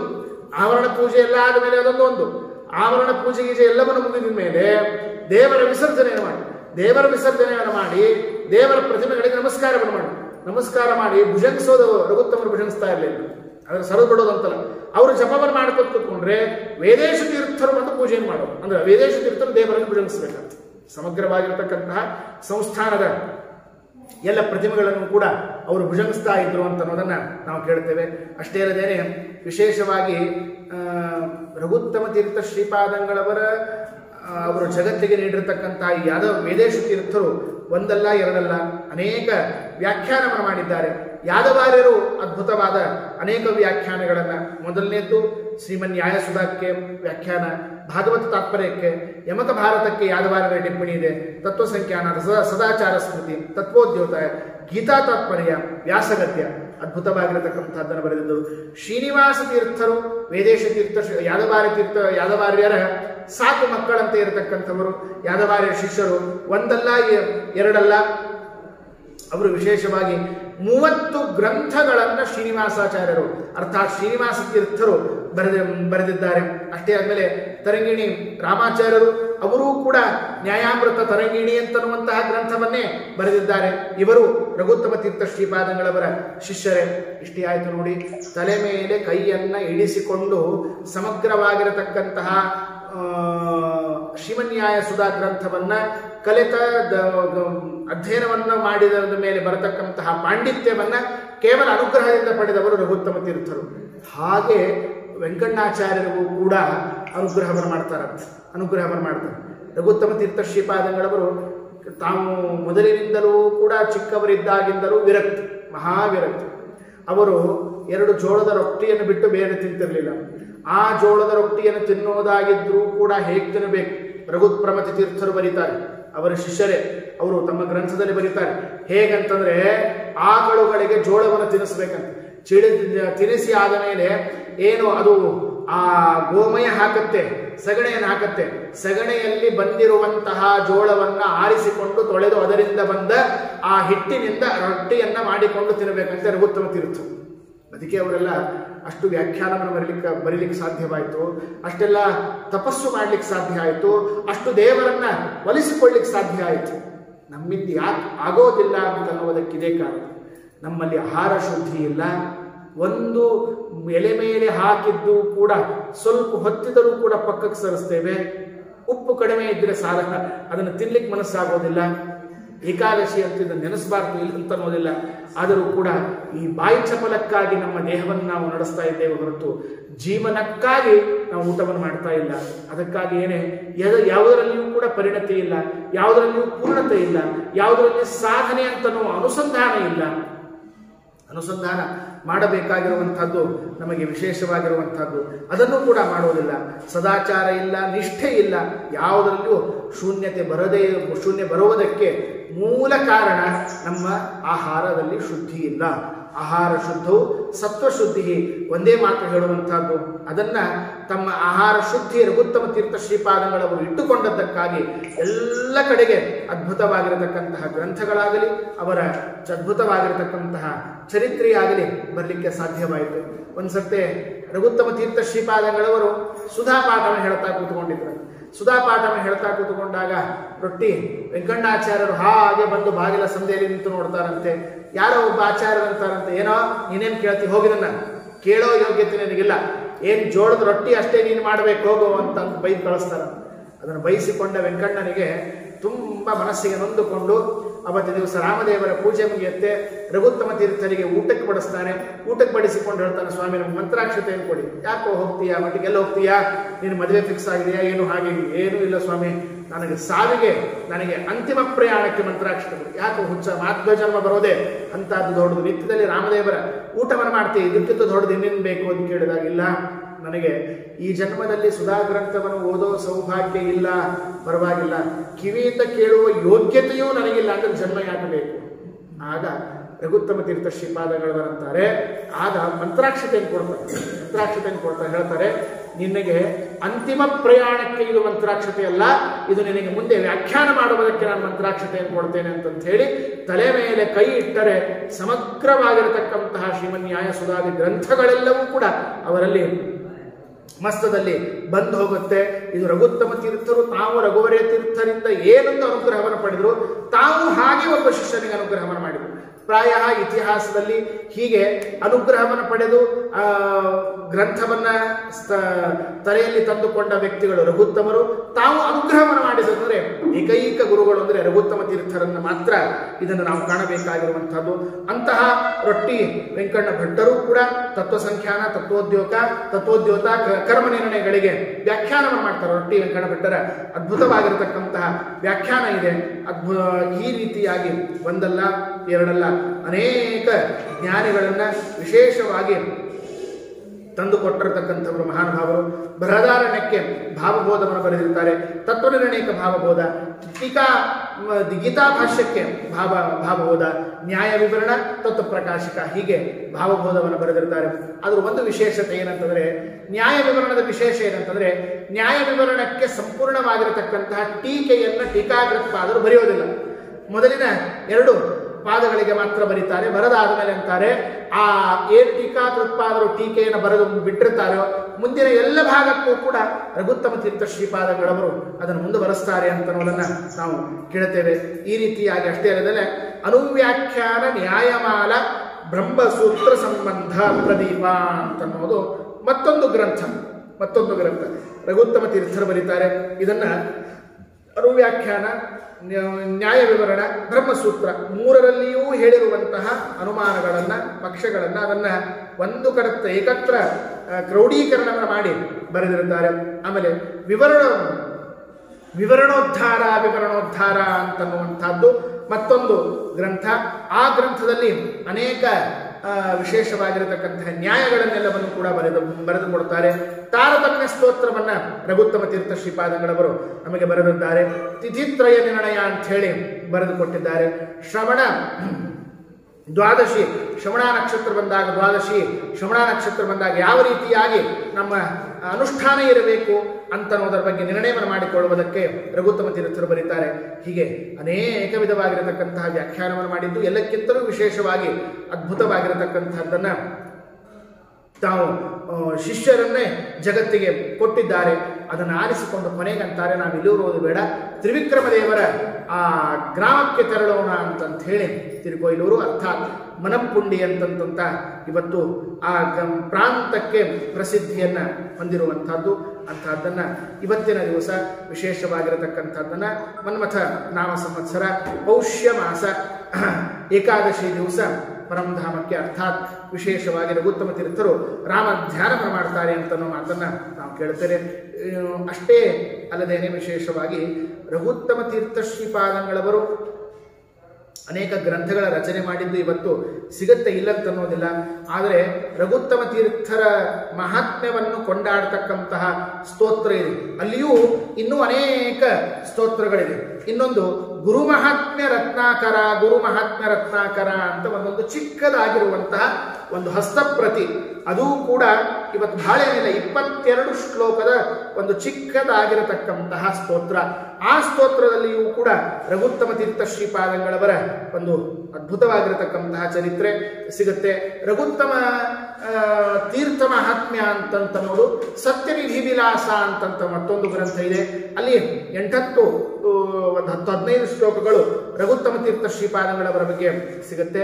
ಆಮೇಲೆ ಕ್ರೋಢೀಕರಣವನ್ನು ಮಾಡಿ ಅದ್ಭುತವಾಗಿರತಕ್ಕಂಥ ಅನೇಕ ಶ್ಲೋಕಗಳನ್ನು ಏಕತ್ರ ಸಂಗ್ರಹ ಮಾಡಿ ರಘುತ್ತಮರ ಸ್ತೋತ್ರ ಅಂತನ್ನುವುದನ್ನು ಇವತ್ತು ಪ್ರಚಲಿತದಲ್ಲಿ ನಾವೆಲ್ಲರೂ ಪಾರಾಯಣವನ್ನು ಮಾಡಿಕೊಂಡು ಬರ್ತೇವೆ. ಗಂಭೀರ ಆಶಯ ಗುಂಬ ಸಮೃದ್ಧ ವಜ ಸಂದರ್ಭ ಗರ್ಭೋಲ್ಲಸತ ಅಂತನ್ನುವಂತಹ ಸ್ತೋತ್ರ, ಅದು ಕೂಡ ರಘುತ್ತಮರ ಸ್ತೋತ್ರ. ಅಷ್ಟೇ ಅಲ್ಲದೇನೆ ವಿಶೇಷವಾಗಿ ರಘುತ್ತಮ ವೃಂದಾವನದಲ್ಲಿ ಪ್ರಾಯ ಒಬ್ಬ ಮಹಾತ್ಮರಾಗಿರತಕ್ಕಂತಹ ಟೀಕಾಕೃತ್ಪಾದರ ಸೇವೆಯನ್ನು ಮಾಡ್ತಾ ತಮ್ಮ ಜೀವನದುದ್ದಕ್ಕೂ ವ್ಯಾಖ್ಯಾನ ಆಚಾರ್ಯರ ಸೇವೆಯನ್ನು ಮಾಡಿಕೊಂಡು ಬಂದಿದ್ದಾರೆ ನೋಡ್ರಿ. ಅವರೆಲ್ಲ ವೃಂದಾವನದ ಸನ್ನಿಧಾನದಲ್ಲಿ ಇಷ್ಟೆಲ್ಲ ಕ್ಷೇತ್ರಗಳ ಸನ್ನಿಧಾನ ಇರುತ್ತೆ. ಪ್ರಾಯ ಇವತ್ತು ವಾದಿರಾಜರ ವೃಂದಾವನದ ಸನ್ನಿಧಾನ ಇರಬಹುದು, ವ್ಯಾಸರಾಜರು ಅಥವಾ ಶ್ರೀಪಾದರಾಜರು, ಬ್ರಹ್ಮಣ್ಯ ತೀರ್ಥರು, ಮಹಾಮಹಾಜ್ಞಾನಿಗಳ ವಿಜೇಂದ್ರ ತೀರ್ಥರು, ಅವರೆಲ್ಲ ನೋಡ್ತಾ ಇರುವಂತಹ ಪ್ರಸಂಗ. ಅಲ್ಲಿ ಇದನ್ನೆಲ್ಲ ನೋಡ್ತಾ ಇರಬೇಕಾದಾಗಲೂ ಕೂಡ ಇಷ್ಟೆಲ್ಲ ಕ್ಷೇತ್ರಗಳ ಸನ್ನಿಧಾನ ವೃಂದಾವನದಲ್ಲಿದೆ ಅಂತ ಅನ್ನೋದನ್ನು ಕೇಳ್ತೇವೆ. ಯಾಕೆ ಅಂತಂದ್ರೆ ಅದು ಶ್ರೀಮದಾಚಾರ್ಯರ ಸರ್ವಮೂಲ ಗ್ರಂಥಗಳಿಗೆ ಸೇವೆ ಮಾಡಿದ ಒಂದು ಮಹಾತ್ಮ್ಯ. ಅವರು ಇಡೀ ಜೀವನದುದ್ದಕ್ಕೂ ಮಾಡಿರತಕ್ಕಂತಹ ವೈರಾಗ್ಯ, ತಪಸ್ಸಿನ ಶಕ್ತಿ, ಹಾಗೆ ರಘುತ್ತಮ ತೀರ್ಥ ಶ್ರೀಪಾದಂಗಳವರ ವಿಶೇಷವಾಗಿರತಕ್ಕಂತಹ ವೃಂದಾವನದಲ್ಲಿ ಎಷ್ಟೆಲ್ಲ ಕ್ಷೇತ್ರಗಳ ಸನ್ನಿಧಾನ ಇದೆ ಅಂತಂದ್ರೆ ಕಾಶಿ, ಕಾಂಚಿ, ಸುಮಾಯ, ಹಿಮಗಿರಿ, ಮಥುರಾ, ದ್ವಾರಕಾ, ವೆಂಕಟಾದ್ರಿ, ಶ್ರೀರಂಗ ಕ್ಷೇತ್ರ, ತ್ರಿಭುವನ, ವಿಲಸತ್ ಪುಣ್ಯ ವೃಂದಾವನಸ್ಥಃ ಗ್ಲುಮ್ನಾದಿವ್ಯಾಧಿ ಹರ್ತ. ನಮಗೆ ಏನೇ ರೋಗಗಳು ಇದ್ದರೂ ಕೂಡ ಅಲ್ಲಿ ಹೋಗಿ ಸೇವೆಯನ್ನು ಮಾಡಿದರೆ ಎಲ್ಲವೂ ಕೂಡ ಪರಿಹಾರವಾಗುತ್ತೆ. ಭೂತ ಪ್ರೇತಾದಿಭೇತಿ ರಘುವರತನಯೋ ಮಂಗಳಾನ್ಯಾತನೋತು. ವಿಶೇಷವಾಗಿ ಅವರ ಸೇವೆಯನ್ನು ಮಾಡಿದರೆ ಸಾಕು, ಎಲ್ಲವೂ ಕೂಡ ಒಳಿತಾಗುತ್ತೆ, ಎಲ್ಲವೂ ಕೂಡ ನಮಗೆ ಭೂತ ಪ್ರೇತಾದಿಗಳ ಬಾಧೆ ಪರಿಹಾರ ಆಗತ್ತೆ ಅಂತನ್ನೋದನ್ನು ನಾವು ಇಲ್ಲಿ ತಿಳಿದುಕೊಳ್ಳಬೇಕಾಗಿರುವಂತಹದ್ದು. ಅಷ್ಟೇ ಅಲ್ಲದೇನೆ ವಿಶೇಷವಾಗಿ ಇವರ ಚರಿತ್ರೆ ಅತ್ಯಂತ ಅದ್ಭುತವಾಗಿರತಕ್ಕಂಥದ್ದು. ಇನ್ನೊಬ್ಬ ಮಹಾ ಕವಿಗಳು ಕೂಡ ರಘುತ್ತಮ ತೀರ್ಥ ಶ್ರೀಪಾದಂಗಳವರ ಮೇಲೆ ಒಂದಲ್ಲ ಎರಡಲ್ಲ ಹೇಳುವುದಾದರೆ ಕಟ್ಟಿ ಕೇಶವಾಚಾರ್ಯರು ಮಹಾಜ್ಞಾನಿಗಳು, ಅವರು 52 ಪದ್ಯಗಳು ಕನ್ನಡದಲ್ಲಿ 52 ಪದ್ಯಗಳಿಂದಾಗಿ, ಒಂದಲ್ಲ ಎರಡಲ್ಲ 52 ಪದ್ಯಗಳಿಂದಾಗಿ ಅವರ ಸಮಗ್ರವಾಗಿರುವಂತಹ ಸಂಕ್ಷೇಪವಾದ ಚರಿತ್ರೆಯನ್ನು ಒಳಗೊಂಡಂತೆ ಕನ್ನಡದ ಕೃತಿಯನ್ನ ರಚನೆ ಮಾಡಿಕೊಟ್ಟಿದ್ದಾರೆ. ಮಂಗಳಾಂಗಿ ಮಹಾಲಕ್ಷ್ಮಿ ಅಂಗನೆಯ ರಮಣ ಪರಮ ಮಂಗಳ ಶ್ರೀರಂಗನಾಥಾಂಗ್ರಿ ಗುರು ಸೇವೆ ಅಂತ ಅದು ಪ್ರಾರಂಭ ಆಗುತ್ತೆ. ಅದು ರಘುತ್ತಮ ತೀರ್ಥ ಶ್ರೀಪಾದಂಗಳವರ ಅದ್ಭುತವಾಗಿರತಕ್ಕಂತಹ ಚರಿತ್ರೆ ಅಂತನ್ನುವುದನ್ನ ನಾವು ತಿಳಿದುಕೊಳ್ಳಬೇಕಾಗಿರುವಂತಹದ್ದು. ಕೊನೆಗೆ ಹೇಳ್ತಾರೆ, ವೇದೇಶಾರ್ಚಿತ ಪಾದಾಬ್ಜ ವೇದೇಶಾಂಗ್ರಬ್ಜ ಪೂಜಕ. ವೇದೇಶ ತೀರ್ಥರು ಇವರ ಪಾದಾರವಿಂದದಲ್ಲಿ ತಲೆಯಿಟ್ಟು ನಮಸ್ಕಾರವನ್ನು ಮಾಡಿದ. ಮತ್ತು ಅಷ್ಟೇ ಅಲ್ಲದೇನೆ ನೋಡಿ, ಎಷ್ಟು ರಾಮದೇವರ ಪೂಜೆಯನ್ನು ಮಾಡಿ ಅಂದರೆ ಅದನ್ನು ಕೂಡ ನನಗೆ ಬೇಡ, ನನಗೆ ಪಾಠವನ್ನು ಹೇಳುವಂತಹ ಒಂದು ಅದ್ಭುತವಾಗಿರತಕ್ಕಂತಹ ಸೌಭಾಗ್ಯ ಇದ್ದರೆ ಸಾಕು ಅಂತನ್ನೋದನ್ನು ವೇದೇಶ ತೀರ್ಥರು ಅಪೇಕ್ಷೆ ಪಡ್ತಾರೆ. ಅಂದರೆ ಎಂತಹ ಅದ್ಭುತವಾಗಿರತಕ್ಕಂತಹ ಒಂದು ವೈರಾಗ್ಯದ ಬೀಜವನ್ನು ಬಿತ್ತಿದವರು ರಘುತ್ತಮ ತೀರ್ಥರು. ನಮಗೆ ಸಾಕು, ಇವತ್ತು ಏನು ಬೇಕು ಆಸೆ ಪಡುವುದಕ್ಕಾಗಿ ಎಲ್ಲವನ್ನೂ ಇದೆ. ಆದರೆ ರಘುತ್ತಮ ತೀರ್ಥರಲ್ಲಿ ಏನೆಲ್ಲ ಇವರಿದ್ದಾರೆ ನೋಡಿ. ಒಟ್ಟಾರೆ ವಿದ್ಯಾಪತಿ ತೀರ್ಥರು ಬೇಲೂರಿನಲ್ಲಿ ಅವರ ವೃಂದಾವನವೂ ಇದೆ. ವೇದೇಶ ತೀರ್ಥರ ಶಿಷ್ಯರವರು ಕೂಡ ವೇದವ್ಯಾಸ ತೀರ್ಥರ ಶಿಷ್ಯರು. ಏನು ವೇದವ್ಯಾಸ ತೀರ್ಥರಾಗಿರಬಹುದು, ವಿದ್ಯಾಪತಿ ತೀರ್ಥರಾಗಬಹುದು, ರಘುಪ್ರಮತಿ ತೀರ್ಥರಾಗಿರಬಹುದು, ಯಾದವಾರ್ಯರಾಗಿರಬಹುದು, ವೇದೇಶ ತೀರ್ಥರಾಗಿರಬಹುದು, ಯಾರ ಜೀವನ ಚರಿತ್ರೆಯಲ್ಲಿ ನೋಡ್ಲಿಕ್ಕೆ ಹೊರಟ್ರೆ ಎಲ್ಲರಿಗೂ ಒಂದೇ ಒಂದು ಧ್ಯೇಯೋದ್ದೇಶ, ನಾನು ವ್ಯಾಖ್ಯಾನವನ್ನು ಮಾಡಬೇಕು, ನಾವು ಟಿಪ್ಪಣಿಯನ್ನು ಬರೀಬೇಕು, ರಘುತ್ತಮ ತೀರ್ಥ ಶ್ರೀಪಾದ ವಿಶೇಷವಾಗಿ ಶ್ರೀಮದ್ ಆಚಾರ್ಯರ ಸರ್ವಮೂಲ ಗ್ರಂಥಗಳ ಸೇವೆಯಾಗಬೇಕು ಅಂತೆ ಒಂದೇ ಒಂದು ಉದ್ದೇಶವಾಗಿತ್ತೆ ಹೊರತು ಬೇರೆ ಯಾರೂ ಯಾವ ಆಸೆ ಕಾಮನೆಗಳನ್ನು ಬೇರೆ ಮಾಡಲಿಲ್ಲ. ಇದಕ್ಕೆ ಕಾರಣ ಏನಂದ್ರೆ ಮೂಲಭೂತವಾಗಿ ರಘುತ್ತಮ ತೀರ್ಥ ಶ್ರೀಪಾದಂಗಳವರ ಅದ್ಭುತವಾಗಿರತಕ್ಕಂಥದ್ದು. ಅದನ್ನಾದರೆ ರಘುತ್ತಮ ತೀರ್ಥ ಶ್ರೀಪಾದಂಗಳವರು ವೃಂದಾವನ ಪ್ರವೇಶ ಮಾಡಿದ ಮೇಲೆ ಏನೆಲ್ಲ ಜೀವನ ಚರಿತ್ರೆಗಳು ಇವತ್ತು ತಿರುಕೋಯಿಲೂರಿಗೆ ಹೋಗಿ ನೋಡಬೇಕು. ಅದನ್ನು ನೋಡುವಂತಹ ಹೇಳುವಂತಹ ಅದ್ಭುತವಾಗಿರತಕ್ಕಂಥ ಇವತ್ತಿಗೂ ಒಬ್ಬ ಶೆಟ್ಟರವನಿದ್ದಾನೆ. ಉತ್ತರಾರಾಧನೆ ದಿವಸ ಏನೊಂದು ಅದು ಹಾಲುಗಳು ಬರುತ್ತೆ 3 ದಿವಸ, ಅದೆಲ್ಲ ಅವರೇ ನೋಡ್ಕೊತಾನೆ, ಬೇರೆ ಯಾರು. ಯಾಕೆ ಅಂತಂದ್ರೆ ಅವನಿಗೆ ಚೆನ್ನೈದವನು ಪ್ರಾಣಾಂತಕ ರೋಗ ಒದಗಿ ಬಂದಾಗ ಎಲ್ಲ ವೈದ್ಯರಿಗೂ ಕೂಡ ತೋರಿಸಿಕೊಂಡು ಬಂದ, ಎಲ್ಲೂ ಕೂಡ ಅವನಿಗೆ ವಾಸಿ ಆಗಲಿಲ್ಲ. ಯಾರೋ ಹೇಳಿದ್ರು, ಇಲ್ಲ ತಿರುಕೋಲೂರಿಗೆ ಹೋಗೋ, ನೀನು 3 ದಿವಸ ಸೇವೆ ಮಾಡ್ಕೊಂಡು ಬಾ ಅಂತ ಹೇಳಿ. ಆದರೆ ನೀನು ಶೆಟ್ಟರವನಿದ್ದಿ, ನಿನಗೇನು ಯೋಗ ಅಲ್ಲಿ ಏನೋ ನಿಯಮಗಳಿದೆ, ಅದು ನೋಡ್ಕೊಂಡು ಮಾಡಬೇಕು. ಅತಿಯಾಗಿ ಮುಂದಕ್ಕೆ ಹೋಗೋದಿಲ್ಲ, ಮಡಿ ಇರುತ್ತೆ ತುಂಬ. ಹಾಗೆ ಸರಿಯಾಗಿ ಏನಿಲ್ಲ, 3 ದಿವಸ ಸೇವೆ ಮಾಡಿದವನು ಅವನು ಈಗ ನಾನು ಹೇಳ್ತಾ ಇರೋದು 30-35 ವರ್ಷದ ಹಿಂದಿನ ಸುದ್ದಿ. ಸಾಯಬೇಕಾದ ವ್ಯಕ್ತಿ ಇವತ್ತಿಗೂ ಬದುಕಿದ್ದಾನೆ, ಇವತ್ತಿಗೂ ಅವನ ಸೇವೆ ಕಳಿಸ್ತಾನೆ. ಅಷ್ಟೇ ಅಲ್ಲದೇನೆ ತುಮಕೂರಿನಲ್ಲಿ ಇನ್ನೊಬ್ಬ ವ್ಯಕ್ತಿ ಇದ್ದಾನೆ, ಅವನ ಹೆಸರು ನೆನಪಿಗೆ ಬರ್ತಾ ಇಲ್ಲ. ಎಷ್ಟು ಆಶ್ಚರ್ಯ ಅಂತಂದ್ರೆ ಅವನಿಗೂ ಕೂಡ ಮದುವೆ ಆಗಬೇಕಾಗಿರುವಂಥದ್ದು, ಮದುವೆ ಒಂದಲ್ಲ ಎರಡಲ್ಲ ಕೂಡಿ ಬಂದು ಇನ್ನೇನು ಮದುವೆ ಆಗಬೇಕು ಅಂತನ್ನೋದ್ರಲ್ಲಿ ನಿಂತು ಹೋಗೋದಂತೆ. ಹೀಗೆ ಅವನ ಮದುವೆ ಮಂಟಪಕ್ಕೆ ಅಂದ್ರೆ ಎಲ್ಲ ನಿರ್ಣಯ ಆಗಿ ಕ್ಯಾನ್ಸಲ್ ಆಗಿ ಹೋಗೋದಂತೂ 7 ಮದುವೆಗಳು ನಿಂತು ಹೋಯ್ತು. ಮನೆಗಂತೂ ರಘುತ್ತಮ ತೀರ್ಥ ಶ್ರೀಪಾದಂಗಳವರ ಹತ್ರ ಬಂದು ಸೇವೆ ಮಾಡಿಕೊಂಡು ಹೋದ. ಅವನಿಗೆ ಮದುವೆ ಆಯಿತು. ಈಗ ಮೊಮ್ಮಗ ಇದ್ದಾನೆ. ಮೊಮ್ಮಗ ಇರೋದಲ್ಲೇ ಇವತ್ತಿನ ಅವರ ತಂದೆ ಅವರ ಅಜ್ಜ 3 ತಲೆಮಾರಿನವರೆಗೂ ಕೂಡ ಪ್ರತಿ ವರ್ಷವೂ ರಘುತ್ತಮರ ಆರಾಧನೆಗೆ ತಪ್ಪದೇ ಹೋಗುತ್ತಾ ಇರ್ತಾರೆ, ಇಲ್ಲಂತ ಅನ್ನೋದಿಲ್ಲ. ಇವತ್ತಿಗೂ ಜನಜನಿತ ಯಾವೇ ಆಕಳಿಗೆ ಇದು ಬಂದರೂ, ರೋಗ ರುಜನೆಗಳು ಬಂದರೂ ಸಾಕು, ರಘುತ್ತಮ ತೀರ್ಥ ಶ್ರೀಪಾದಂಗಳವರಿಗೆ ಸೇವೆಯನ್ನು ಮಾಡಿಕೊಂಡು ಬಂದಿರ ಸಾಕು, ಹೋಗುತ್ತೆ ಅಂತೇಳಿ. ಇನ್ನೊಂದು, ನಾನು ಕಣ್ಣಾರೆ ಕಂಡದ್ದನ್ನು, ಕಿವಿಯಿಂದ ಕೇಳಿದ್ದಷ್ಟೇ ಅಲ್ಲ, ನಾನು ಕಣ್ಣಾರೆ ಕಂಡದ್ದನ್ನು ನಾನು ನೋಡ್ತೇನೆ. ಹೆಣ್ಣು ಮಕ್ಕಳಿಗೆ ಅನಾರೋಗ್ಯದಿಂದ ತೊಂದರೆ ಇರುತ್ತು. ಒಬ್ಬ ಹೆಣ್ಣು ಮಗಳಿತ್ತು, ಅದು ಪ್ರಾಯ ಈ ಮುಟ್ಟು ದೋಷ ಅಂತ ಕರಿತೇವೆ, ಆ ತರಹದ ತೊಂದರೆ, ತುಂಬ ತೊಂದರೆ, ಹೆಚ್ಚು ಕಡಿಮೆ ನನಗನ್ನಿಸೋ ಮಟ್ಟಿಗೆ ನಾನು ಕಣ್ಣಾರೆ ನೋಡಿದ್ದು, ಕಿವಿಯಾರೆ ಕೇಳಿದ್ದನ್ನ ಒಂದಲ್ಲ ಎರಡಲ್ಲ, ಹೆಚ್ಚು ಕಡಿಮೆ 50 ವೈದ್ಯರ ಹತ್ರ ಹೋಗಿದ್ದಾರೆ.